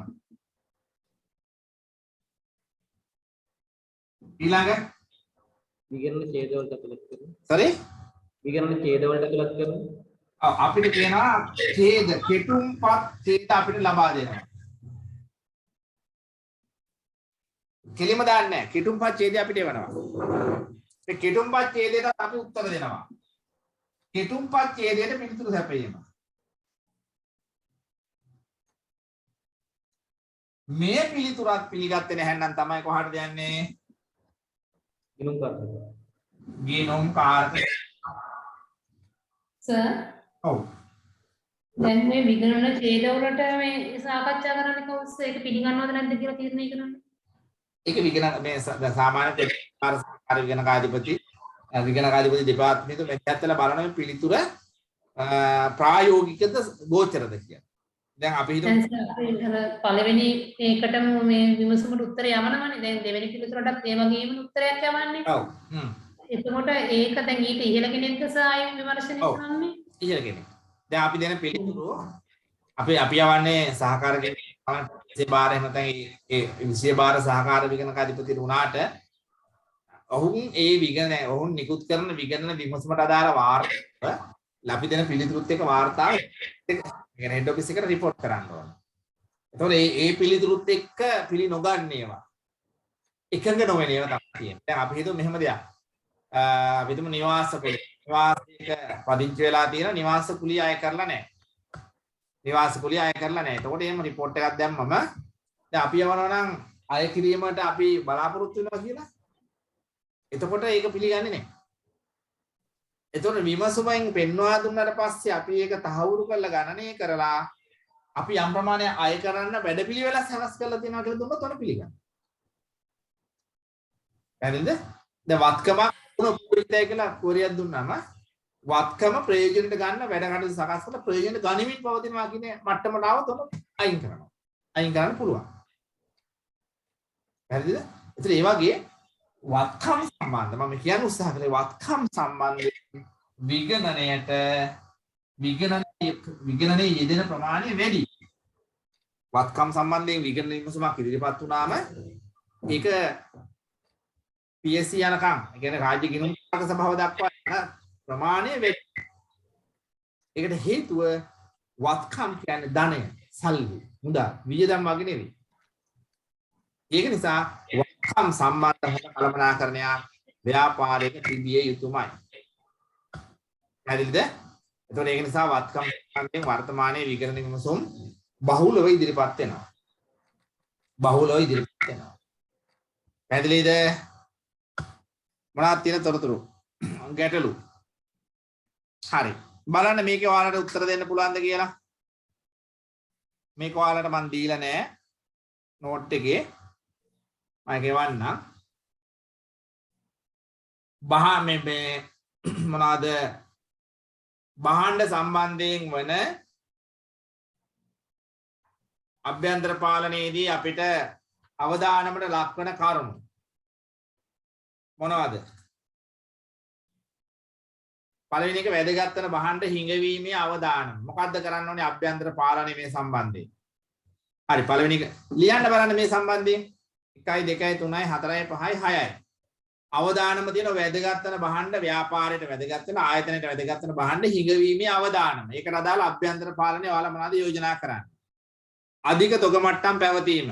ව්‍යාපාරයේ මොකක්ද මේ සම්බන්ධයෙන් කළ යුතු අභ්‍යන්තර පාලනය? තොග සඳහා භෞතික අවදානම. මොකද කරන්න ඕනේ අභ්‍යන්තර පාලන වැඩසටහන? තොග වාර්තාවල පවතින දෝෂ නිවැරදි එහෙම නැත්නම් ඒ දෝෂ සම්බන්ධයෙන් මොනවද තියෙන්න ඕනේ අභ්‍යන්තර පාලනය? වැරදි පුද්ගලයන්ට unauthorized person ලට තොග නිකුත් වෙන එක වළක්වන්න මොකද තියෙන්න ඕනේ අභ්‍යන්තර පාලනය? ඇනවුම් කළ භාණ්ඩ නෙවෙයි බාර ගන්න වෙනත් භාණ්ඩ බාර ගැනීම වළක්වන්න මොකද තියෙන්න ඕනේ අභ්‍යන්තර පාලනය? ලියන්න බලන්න විනාඩි 5ක් අරගෙන මේ කරුණු 6ට තොග වාර්තා බින්කාඩ් ක්‍රමානුකූලව නඩත්තු වැදගත් වෙන භාණ්ඩ හිඟවීමේ අවදානම් කොහොමද අපි වළක්ව ගන්න අභ්‍යන්තර පාලනයෙන් යොදන්නේ?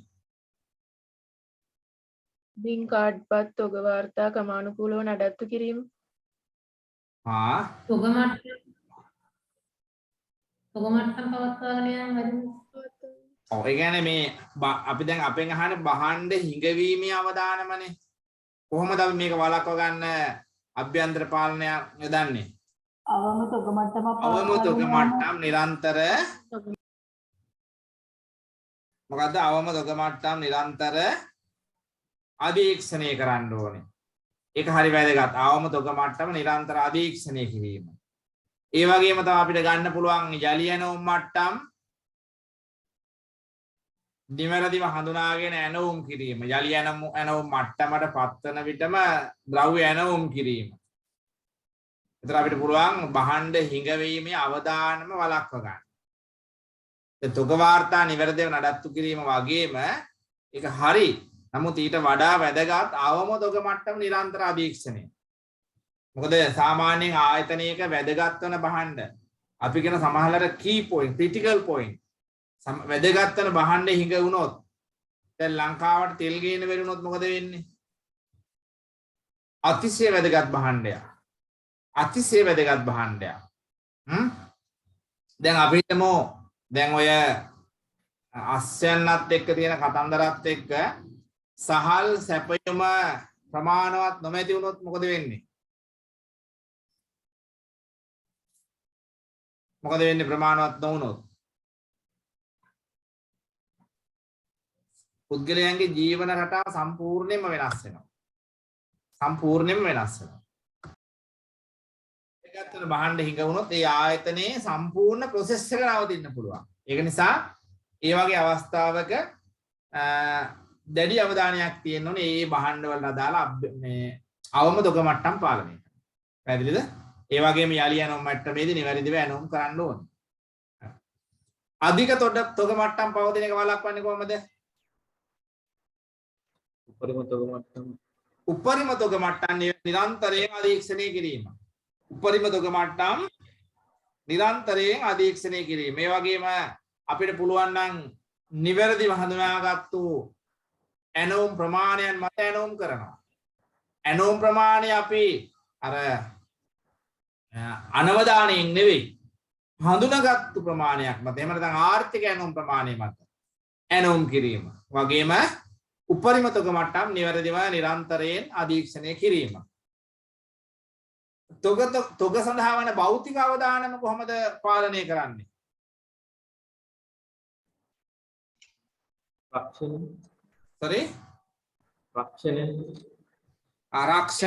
ආරක්ෂණය කිරීම. ගබඩාවලට ඇතුල් වීම පාලනය. ඔව්. අනවසර පුද්ගලයන්ට ඇතුළු වීම පාලනය. පරිසරයේ ක්‍රමවත් වගේ භාවිතයන් තව ඒ කියන්නේ ගබඩා පරිසරය අනවසර පුද්ගලයන්ට ඇතුළු වෙන එක වළක්වන එක. ඊට පස්සේ අපිට පුළුවන් ආරක්ෂකින් යොදවන්න පුළුවන් නේ CCTV යොදවන්න පුළුවන් නේ විවිධ ක්‍රමවේද තියෙනවා. තොග වාර්තාවල පවතින දෝෂ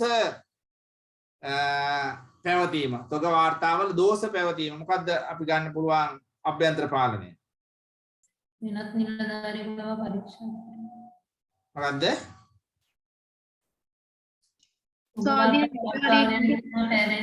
ස්වාධීන පුද්ගලයන් ලවා පරීක්ෂා කිරීම.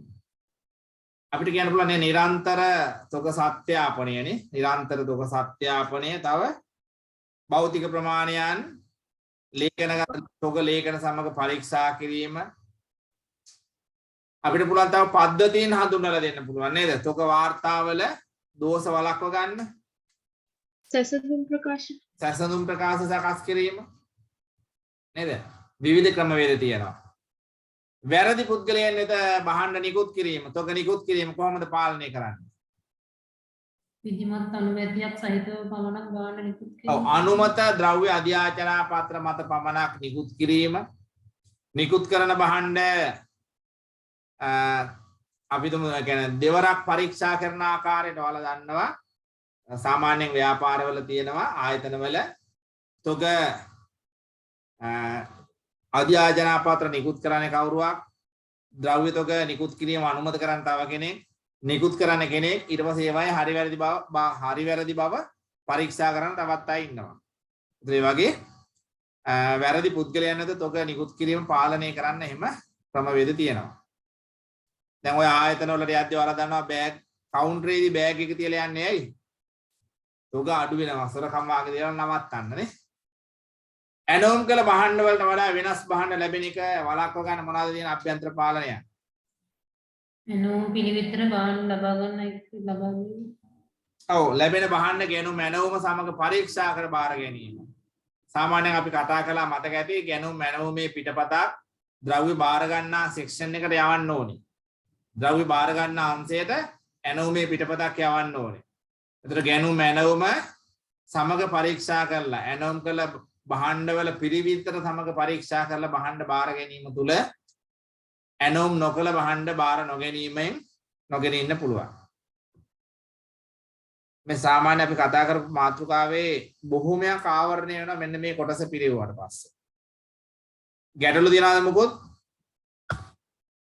ප්‍රශ්න තියනවාද?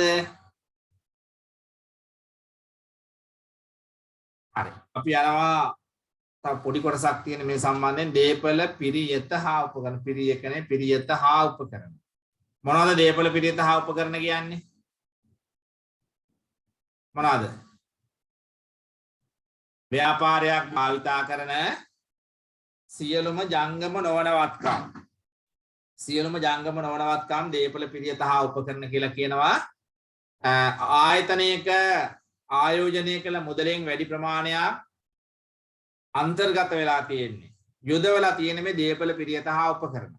ඒ නිසා දීපල පිරියත හා උපකරණ සම්බන්ධයෙන් වන පාලනය හරි වැදගත් ආයතනයක. මම සරලව කතා කරන මේක ගොඩක් ගැඹුරින් කතා කරන්නේ නැහැ. අවශ්‍ය ටික අපි කතා කරමු. ඔයාලට දෙන ප්‍රශ්න කතා කරන්න. මාතෘකාව ලියාගෙන දීපල පිරියත හා උපකරණ මේ සටහන මම ඔයාලට දීලා නැහැ. දීපල පිරියත හා උපකරණ. දීපල පිරියත හා උපකරණ වලට අදාළ ශ්‍රී ලංකා ගිණුම් කරන ප්‍රමිතිය මොකක්ද?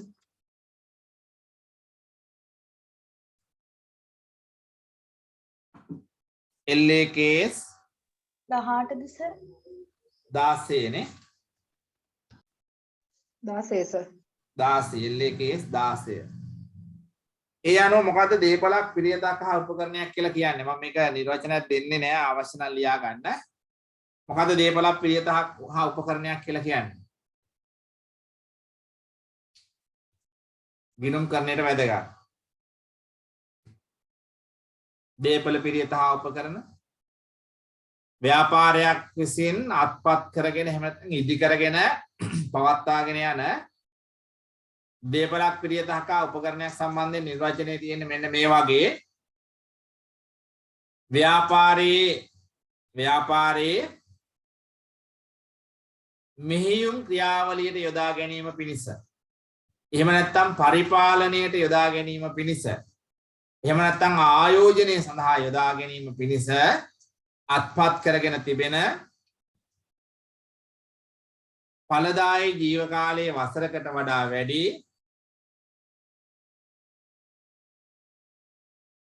සියලු වත්කම් අපි දීපල පිරියත හා උපකරණ වලට ගණන් ගන්නවා. හැබැයි දීපල පිරියත හා උපකරණ වලට ගණන් ගන්නෙ නෑ වන දැව දීවර වගේ සම්පත්, ජීවි සම්පත්, සතුන් වගේ දේවල්, ගස් කොළන් ඒවා අයිති වෙන්නේ නෑ. ඒ වගේම නැවත නැවත පුනරුත්පාදනය නොවන දේවල් තියෙනවා. මිනිරන් ආකර වගේ දේවල් අපි වත්කම් වලට ගන්නෙ නෑ. දීපල පිරියත හා උපකරණ වලට ගන්නෙ නෑ. ඒ වගේම විකිණීම සඳහා තබාගෙන තිබෙන වත්කම් තියෙනව නේද? ට්‍රේඩර්ස් වල තියෙන වාහන සේල් වල වාහන තියෙනවා. හැබැයි ඒවා දීපල පිරියත හා උපකරණ කියලා ගන්නෙ නෑ. පැහැදිලිද? නිෂ්පාදන එහෙම නැත්නම් මෙහෙයුම් ක්‍රියාවලියට යොදා ගැනීම පිණිස, ව්‍යාපාරයේ භාවිතය පිණිස, එහෙම නැත්නම් ආයෝජනය සඳහා කුලියට දෙන්න, බද්දට දෙන්න, ඒ වගේ ආයෝජනය සඳහා අත්පත් කරගෙන තිබෙන එහෙම නැත්නම් ඉදි කර තිබෙන ඵලදායී ජීව කාලයේ වසරකට වඩා වැඩි සියලු වත්කම් අපි හඳුනා ගන්නවා දීපල පිරියත හා උපකරණ. හැබැයි දීපල පිරියත හා උපකරණ වලට අයිති වෙන්නේ නැහැ. මොනවද අයිති වෙන්නේ නැත්තේ? පසු සම්පත්, ස්වභාවික සම්පත්. ඔව්, ස්වභාවික සම්පත්. ඊට පස්සේ පසු දීවර දැව වගේ සම්පත් අයිති වෙන්නේ නැහැ. නැවත නැවත පුනරුත්පාදනය නොවන මිනිරන් ආකාර ඛනිජ තෙල් ඒ වගේ දේවල් අයිති වෙන්නේ නැහැ. ඒ වගේම විකිණීම සඳහා අත්පත් කරගෙන තිබෙන වත්කම්. පැහැදිලිද? ඒ වගේ ඒවා අයිති වෙන්නේ නැහැ. සාමාන්‍යයෙන් අපි පොඩි කාලේ නම් ඒව ඉගෙන ගන්න හදලා තමයි මම ඒව දැම්මේ නැත්තේ. සාමාන්‍යයෙන් අපි ගිණුම් කරන්නේත් ඔය ගැන කතා කරනවා. ඒතර අපි සාමාන්‍යයෙන් සරලව කියන මේක අයිති වෙනවා. ඉඩම් ගොඩනැගිලි, මෝටර රථ, පිරියත හා යන්ත්‍ර උපකරණ, ගෘහ භාණ්ඩ හා සවිකිරීම් පරිගණක. මෙන්න මේ වර්ග පහ මේකට අයිති වෙනවා. පැහැදිලිද? අපි දන්නවා සමාගම අභ්‍යාසවලදී මේවා ගැන අපි කතා කරනවා. දීපල පිරියත හා උපකරණ සම්බන්ධයෙන් මෙදිච්ච වියදම් අපි වර්ග දෙකකට බෙදනවා. එකක් තමයි ප්‍රාග්ධන වියදම්, මෙහෙයුම් වියදම්. මෙහෙයුම් කියන්නේ අයභාර වියදම්. එතකොට මේ ප්‍රාග්ධන වියදම හඳුනා ගැනීම හරි වැදගත්. ප්‍රාග්ධන වියදම හඳුනා ගැනීම වැදගත්. මොනවද ප්‍රාග්ධන වියදම් කියන්නේ? කොහොමද හඳුනගන්නේ? යම් වියදමක් දැරීමෙන් ලැබෙන ප්‍රතිලාභයේ ප්‍රතිඵලයේ අරමුණු වසරකට වඩා වැඩි කාලයක් තිස්සේ ලැබෙනවා නම් ප්‍රාග්ධන වියදම. සාමාන්‍යයෙන්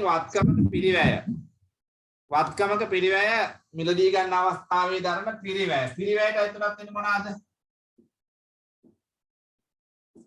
පිරිවැයට මොනවාද ඇතුළත් වෙන්නේ? වන්නේ ගැනීම. ගැනුම් මිල, පැටවුම් බෑලි, ගෙනීමේ කුලී, හරි බෑමේ පැටවි තව වෘත්තීය ගාස්තු. සමනාද කිව්වේ? ස්ථාපිත කිරීමේ පිරිවැය. ගෙනීමේ කුලී කිව්වේ ඒක තමයි ස්ථාපිත කිරීමේ පිරිවැය. ටෙස්ටිං කොස්ට් එක, පරීක්ෂණ පිරිවැය. සරලව ගත්තොත් මිලදී ගත්තු අවස්ථාවේ සිට භාවිත කරන අවස්ථාව තෙක් දරන සියලු පිරිවැය. පැහැදිලිද? මිලදී ගත්තු අවස්ථාවේ සිට භාවිතය දක්වා ගන්න සියලු පිරිවැය අයිති වෙනවා පිරිවැය කියලා. ඒක ප්‍රාග්ධන. ඊට අමතරව ප්‍රාග්ධන පිරිවැය කොහොමද අඳුරගන්නේ? පවත්වාගෙන යන වත්කමක ප්‍රාග්ධන පිරිවැය. මේක හඳුනා ගැනීම හරිය වැදගත්. ප්‍රාග්ධන පිරිවැය එකතු වුණාම වත්කම සංවර්ධනය කිරීමේ පිළිවෙල වැඩි ජීවන කිරීම සංවර්ධනය කිරීම. ඔව්. ඔක අපි සරලව අඳුරගත්තොත් මෙන්න මේ වගේ. මේ වත්කමේ ජීව කාලය, නිෂ්පාදන ධාරිතාවය, උකහා ගන්නා නිෂ්පාදන ප්‍රමාණය, ඉහළ යන ආකාරයට එහෙම නැත්නම් නිෂ්පාදන වේගය, අපි කියමු කාර්යක්ෂමතාවය, ඉහළ යන ආකාරයට දරන පිරිවැයට අපි කියන මොනවා කියලාද? ප්‍රාර්ථනය. ප්‍රාග්ධන පිරිවැය. මේක මනින්නේ එහෙමයි. මේ යොදවන මුදල නිසා නිෂ්පාදනය වැඩි වෙන්න ඕනේ. ඵලදායී ජීවිත කාලය දීර්ඝ වෙන්න ඕනේ. එහෙම නැත්නම් අපි හිතමු නිෂ්පාදන කාර්යක්ෂමතාවය වැඩි දියුණු වෙන්න ඕනේ. හරිද? එහෙම වුණොත් ඒක ප්‍රාග්ධන වියදමක්සේ හඳුනා ගන්න. මේක ආයතනවල හරි වැදගත්. මොකද අයබාර වියදමක් ප්‍රාග්ධන වියදමක් වුණොත් ගිණුම් කරන මේ වශයෙන් මූලධර්ම දෝෂයන්ට ලක් වෙනවා. ප්‍රතිඵලයන් වරදිනවා, සාවද්‍ය වෙනවා. පැහැදිලිද? ඒක නිසා හඳුනා ගැනීම හරි වැදගත්. මේ දේපල පිළියතා උපකරණ සම්බන්ධයෙන් පිළිවෙල හඳුනා ගැනීම හරි වැදගත්. ඒ වගේම මිලදී ගන්නකොට අනුමැතියක් අවශ්‍යයි. ආයතනයක කිසිදු අවස්ථාවක දේපල පිළියතාක් උපකරණයක් මිලදී ගන්න බෑ. ආවාට ගියාට. එහෙම දෙයක් මිලදී ගන්න අනුමැතියක් අවශ්‍යයි. අනුමැතියේදී සලකා බලනවා මොනවාද? මිලදී ගැනීමට හේතුව. ඇයි මිලදී ගන්න? මොකක්ද අවශ්‍යතාවය? සැපයුම් කරු කවුද කාගෙන්ද ගන්නෙ? කොහොමද සැපයුම් කරු තෝරගන්නේ? කොච්චර කොස්ට් එකක් යනවද? මම සරලව කියන්නේ 4 5ක්. තව ගොඩක් ඒවා බලනවා. කොච්චර කොස්ට් එකක් යනවද? පිරිවැයක් යනවද? කවුද අනුමත කරන අධිකාරිය? මොන අධිකාරිය යටතේද අපි කියන ප්‍රසම්පාදන කමිටු කියලා කියන මොන කමිටුව යටතේද ගන්නෙ? තව ගොඩාක් දේවල් බලනවා. පවත්නාවත්කමක් වැඩි දියුණු කරන්න බැරිද? ඒ වගේ විවිධ පැතිකඩයන් බලලා තමයි වත්කම් මිලද ගන්නෙ. සාමාන්‍යයෙන් වර්තමානයේ දැන් ඔයාලට එන්න පුළුවන් ඒ වගේ ප්‍රශ්න තියෙනවා. ඇසෙට් මැනේජ්මන්ට් කියලා තියෙනවා සබ්ජෙක්ට් එකක්. Asset management. මේ ඇසෙට් මැනේජ්මන්ට් අපි කතා කරන දවස් 2ක් සම්පූර්ණ වත්කම් කළමනාකරණය කියන මේ විෂය පැය 14ක් 15ක් විතර කතා කරන්න පුළුවන් සබ්ජෙක්ට් එක. වත්කම් ඒ කියන්නේ ඇසෙට් මැනේජ්මන්ට් විතරයි. එච්චර කතා කරන්නේ එච්චර දේවල් තියෙන මේ වත්කම් දීපල පිළිවෙත හපුවා. මොකද ආයතනයක ගොඩක් තියෙන මේක ඇතුලේ. ආයතනයේ තියෙන සමස්ත ධනස්කන්ධයෙන් වත්කමෙන් වැඩි කොටසක් තියෙන දීපල පිළිවෙත හපුවා. දැන් වර්තමානයේ දැන් මේවා සාමාන්‍යයෙන් යෝජනා වගේ දුන්නොත් ඔයාලට ලියන්න පුළුවන්. සාමාන්‍යයෙන් අපි බලනවා අපි කියනවා ෂෙයාරින් කියලා. වත්කමක් ෂෙයා කරගන්න පුළුවන් ආකාරයන් බලනවා. මොකද ෂෙයාරින් කියන්නේ?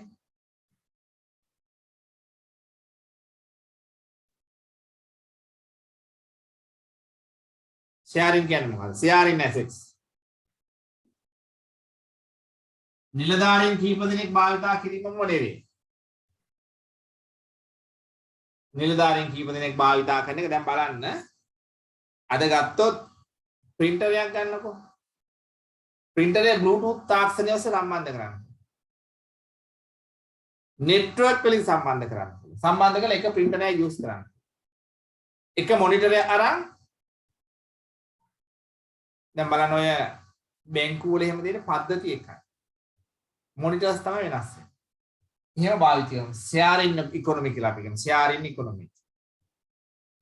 sharing economy කියලා කියනවා. ඊට පස්සේ තවත් තියෙන මට මේකේ වචන හරියට එන්නේ නැහැ. දැන් බලන්න ෆොටෝකොපියර් එකක් ගත්තම මේකෙන් ෆොටෝකොපි ගන්න පුළුවන්. ස්කෑන් කරන්න පුළුවන්. ෆැක්ස් යවන්න පුළුවන් ඒවා අද තියෙනවා. ෆැක්ස් යවන්න පුළුවන්. තව ස්ටෝර් කරන්න පුළුවන්. ගබඩා කරන්න පුළුවන්. මේ විවිධ පැතිකඩ විවිධ දේවල් කරන්න පුළුවන්. එනවා නේද? එතකොට ඒ වගේ විවිධ පැතිකඩයන් බලලා වත්කම් ගන්න ඕනේ. එතන මේ වත්කම් මිලට ගන්නකොට මිලට ගැනීමේදී විවිධ දේවල් බලන්න ඕනේ. විවිධ දේවල් බලන සාමාන්‍යයෙන් මුද්‍රණ යන්ත්‍ර අවශ්‍යම නෑ දැන්. මුද්‍රණ යන්ත්‍ර නොමැතිවම යදුවන්න පුළුවන්. ඒ හොඳ ෆොටෝකොපියර් එකක් ගත්තාම එකෙන් සියලු දේ කරනවා. ඒ වගේම printer එකකට වඩා printing cost එක අඩුයි. printing cost එක අඩුයි paper එකට. සාමාන්‍ය ෆොටෝකොපියර් එකක රුපියලකට වඩා අඩු cost එකකින් print කරන්න පුළුවන්. පොලේ cost එක හැර. පැහැදිලිද? එතකොට මේ වගේ දේවල් වත්කම් සම්බන්ධයේදී මිලදී ගැනීමේදී බලන්න ඕනේ. ඒ වගේම ඉදිරියේදී කොච්චර තාක්ෂණීය අල්පණීද නැද්ද? ඒ වගේ හානි කොච්චර දුරට වේවිද? මේ හැම පැතිකඩයක්ම බලන්න ඕනේ. වත්කම් මිලට ගද්දි වත්කම් කියන්නේ අපි මේ සාමාන්‍ය භාණ්ඩ තොග මිලට ගන්නවා වගේ ආර්ථික ඇණුම් ප්‍රමාණයන් ඒ වගේ උපරිම ආමතොග මට්ටම් ඒව බලලා කරන දෙයක් නෙවෙයි. ඒක හන්දා වත්කම් සම්බන්ධයෙන් පිරිවැය දැරීමේදී හඳුනා ගැනීමේදී මිලදී ගැනීමේදී මනා විශ්ලේෂණයක් සිදු කරන්න ඕනේ. එතන මෙහෙයුම් වියදම් කියන වත්කම මිලට ගත්තාට පස්සේ වත්කම මිලදී ගත්තාට පස්සේ පවත්වාගෙන යන නඩත්තු කරන පිරිවැය. සාමාන්‍යයෙන් අපි කියනවා දැන් මේක ටෙක්නිකල් ඉවැලුවේෂන් කමිටි වලදී කරනවා අපි. ටෙක්නිකල් ඉවැලුවේෂන් කමිටි වලදී කරනවා වත්කම් මිලට ගන්න පෙර රජයේ ක්‍රමයක් තියෙනවා. කොටේෂන් ගත්තට පස්සේ ටෙක්නිකල් ඉවැලුවේෂන් කමිටි එකේදී බලනවා. මේ බලද්දී අපි බලන්නේ ටෝටල් කොස්ට් එක. ඕවරෝල් කොස්ට් එක බලන්න ඕනේ. ඕවරෝල් කොස්ට් එක දැන් සාමාන්‍ය සමහර ඒවා තියෙන දැන් අපිට ප්‍රින්ටරයක් කියලා. ප්‍රින්ටරේ මිල අඩුයි. ටෝන වල මිල වැඩි. ටෝන කාට්‍රිජ් එක මිල වැඩි. අලියට වඩා හෙන්ඩුව මිල වැඩි. එහෙම වුණාම අපි ඕවරෝල් කොස්ට් එක බලන්න. ඒක නිසා මෙහෙයුම් පිරිවැයත් වැදගත් මිලදී ගැනීමේදී. මෙහෙයුම් කියන්නේ මිලදී ගත්තට පස්සේ දරන්න ඕන පිරිවැය. ඒවා ඒතර අපි ගන්න එක රිකරන් පුනරාවර්තන වියදම්, මෙහෙයුම් වියදම්, අයබද වියදම් කියනවා. ඒ සම්බන්ධයෙන් සැලකිලිමත් වෙන්න ඕනේ වත්කම් මිලට ගැනීමේදී.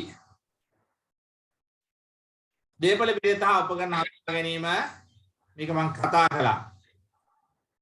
අනාගත ආර්ථික ප්‍රතිලාභ ජනනය කළ යුතු වීම වත්කමක් වෙන්න නම් හඳුනා ගන්න නම් මම අපි ඉස්සලා කිව්වනේ අනාගත ආර්ථික ප්‍රතිලාභ ජනනය කරන්න ඕනේ.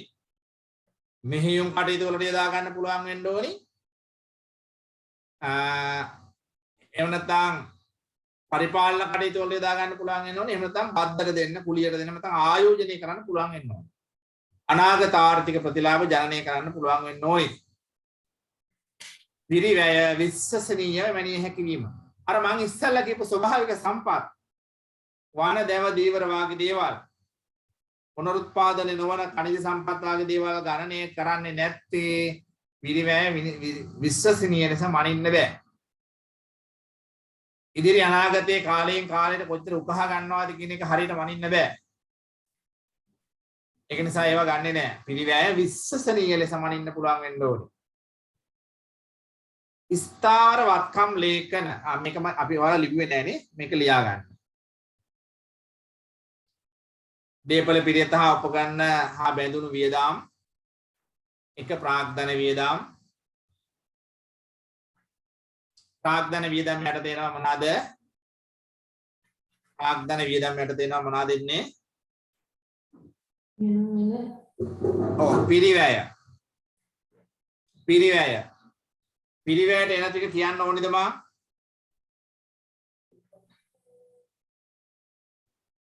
මිලටගත් අවස්ථාවේ සිට භාවිතය වන තෙක් සියලු වියදම්. මිලටගත් අවස්ථාවේ සිට භාවිතා කරන අවස්ථාව තෙක් සියලු පිරිවැය අයිති වෙනවා පිරිවැයට.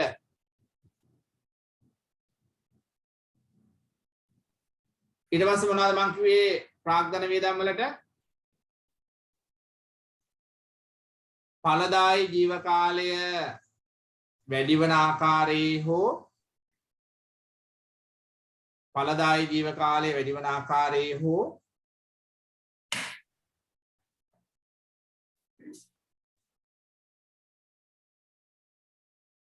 නිෂ්පාදන ධාරිතාවය වැඩි වන ආකාරයේ හෝ ඒ කියන්නේ ලබාගත හැකි නිමැවුම් ප්‍රමාණය වැඩි වෙනවා නම්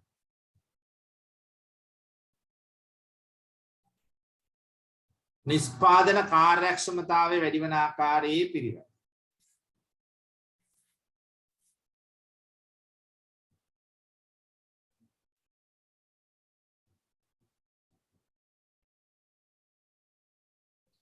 ඊට පස්සේ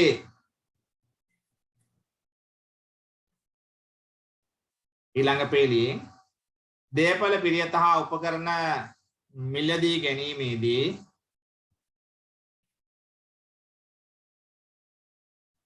සලකා බැලිය යුතු කරුණු.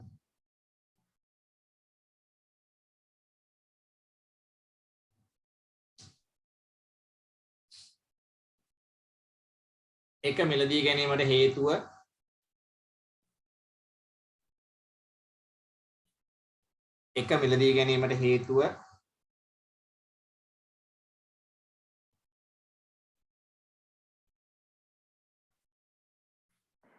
සැපයුම් කරු කවරේද යන්න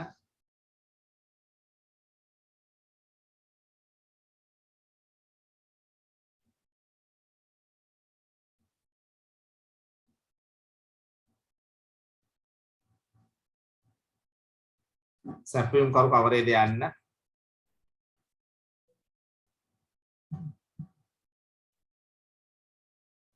3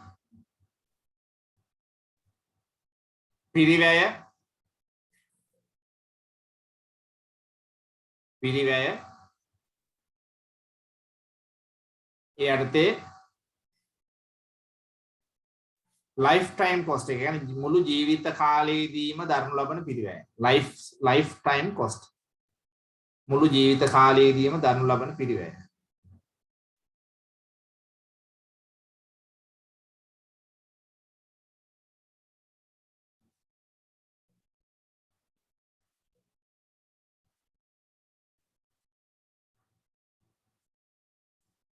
ඊගායක මිලදී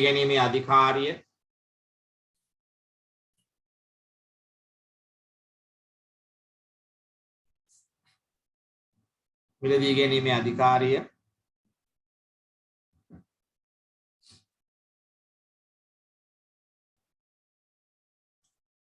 තාක්ෂණික යාල්පැනීම්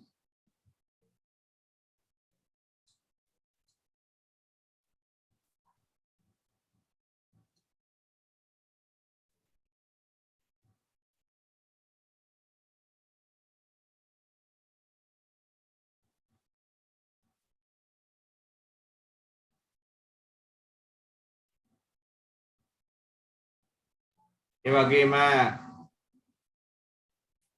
වත්කමෙන් ලැබෙන විවිධ භාවිතයන්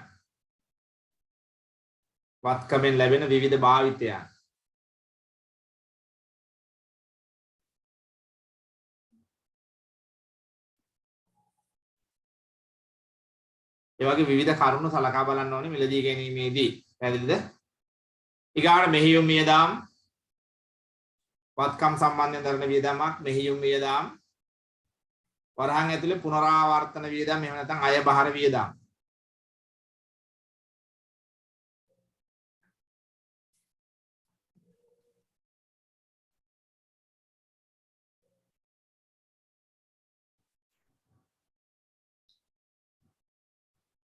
ඒ කියන්නේ වත්කම පවත්නා මට්ටමින් පවත්වාගෙන යාම සඳහා එදිනෙදා දරන පිළිවෙල. වත්කම නිවැරදිව නඩත්තු කිරීමේදී එදිනෙදා දරන වියදම් වලට අපි කියනවා මෙහියුම් වියදම්.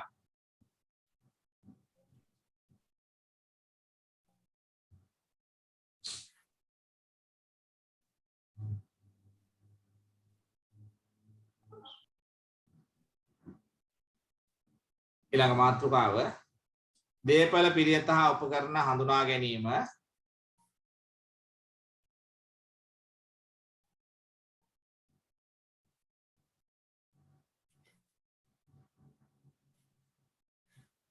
යටතේ දේපල පිරියත හා උපකරණ හඳුනා ගැනීමේදී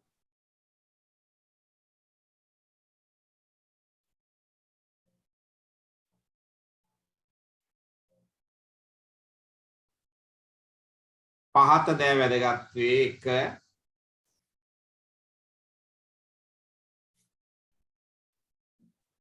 අනාගත ආර්ථික ප්‍රතිලාභ ජනනය කළ යුතු වීම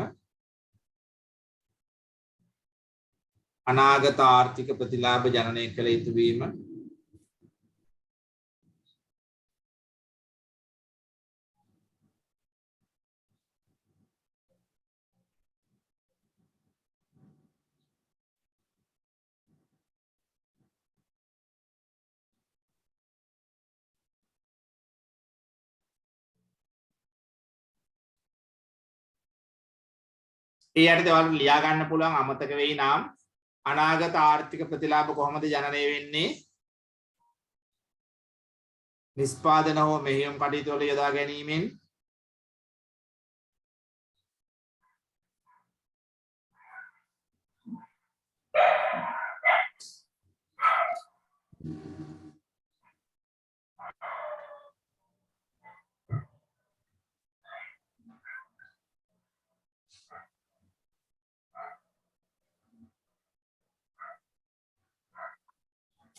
පරිපාලන කටයුතු වල යොදාගත හැකි වීම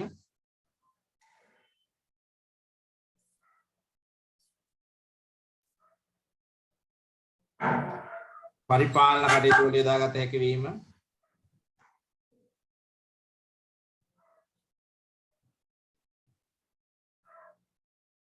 ආයෝජනය සඳහා කියන්නේ කුලියට හෝ බද්දට තියෙන ආයෝජන කටයුතු වල යොදාගත හැකි වීම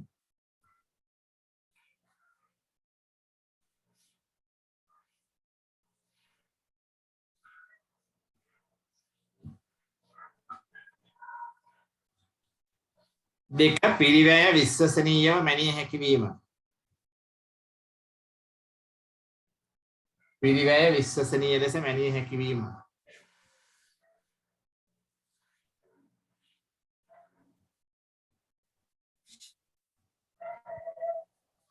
පිරිවැය විශ්වසනීය ලෙස මැනිය හැකි වීම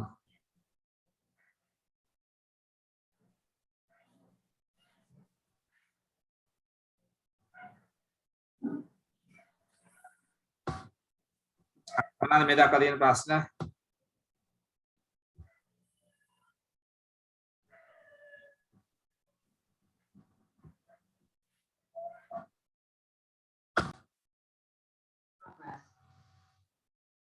ප්‍රශ්න මුකුත් නැතිනම් අද මම නවත්තනවා. ආයෙත් අපි ඉදිරියේදී හම්බෙමු. එහෙමනම් සියලු දෙනාට සුබම සුබ රාත්‍රියක් වේවා.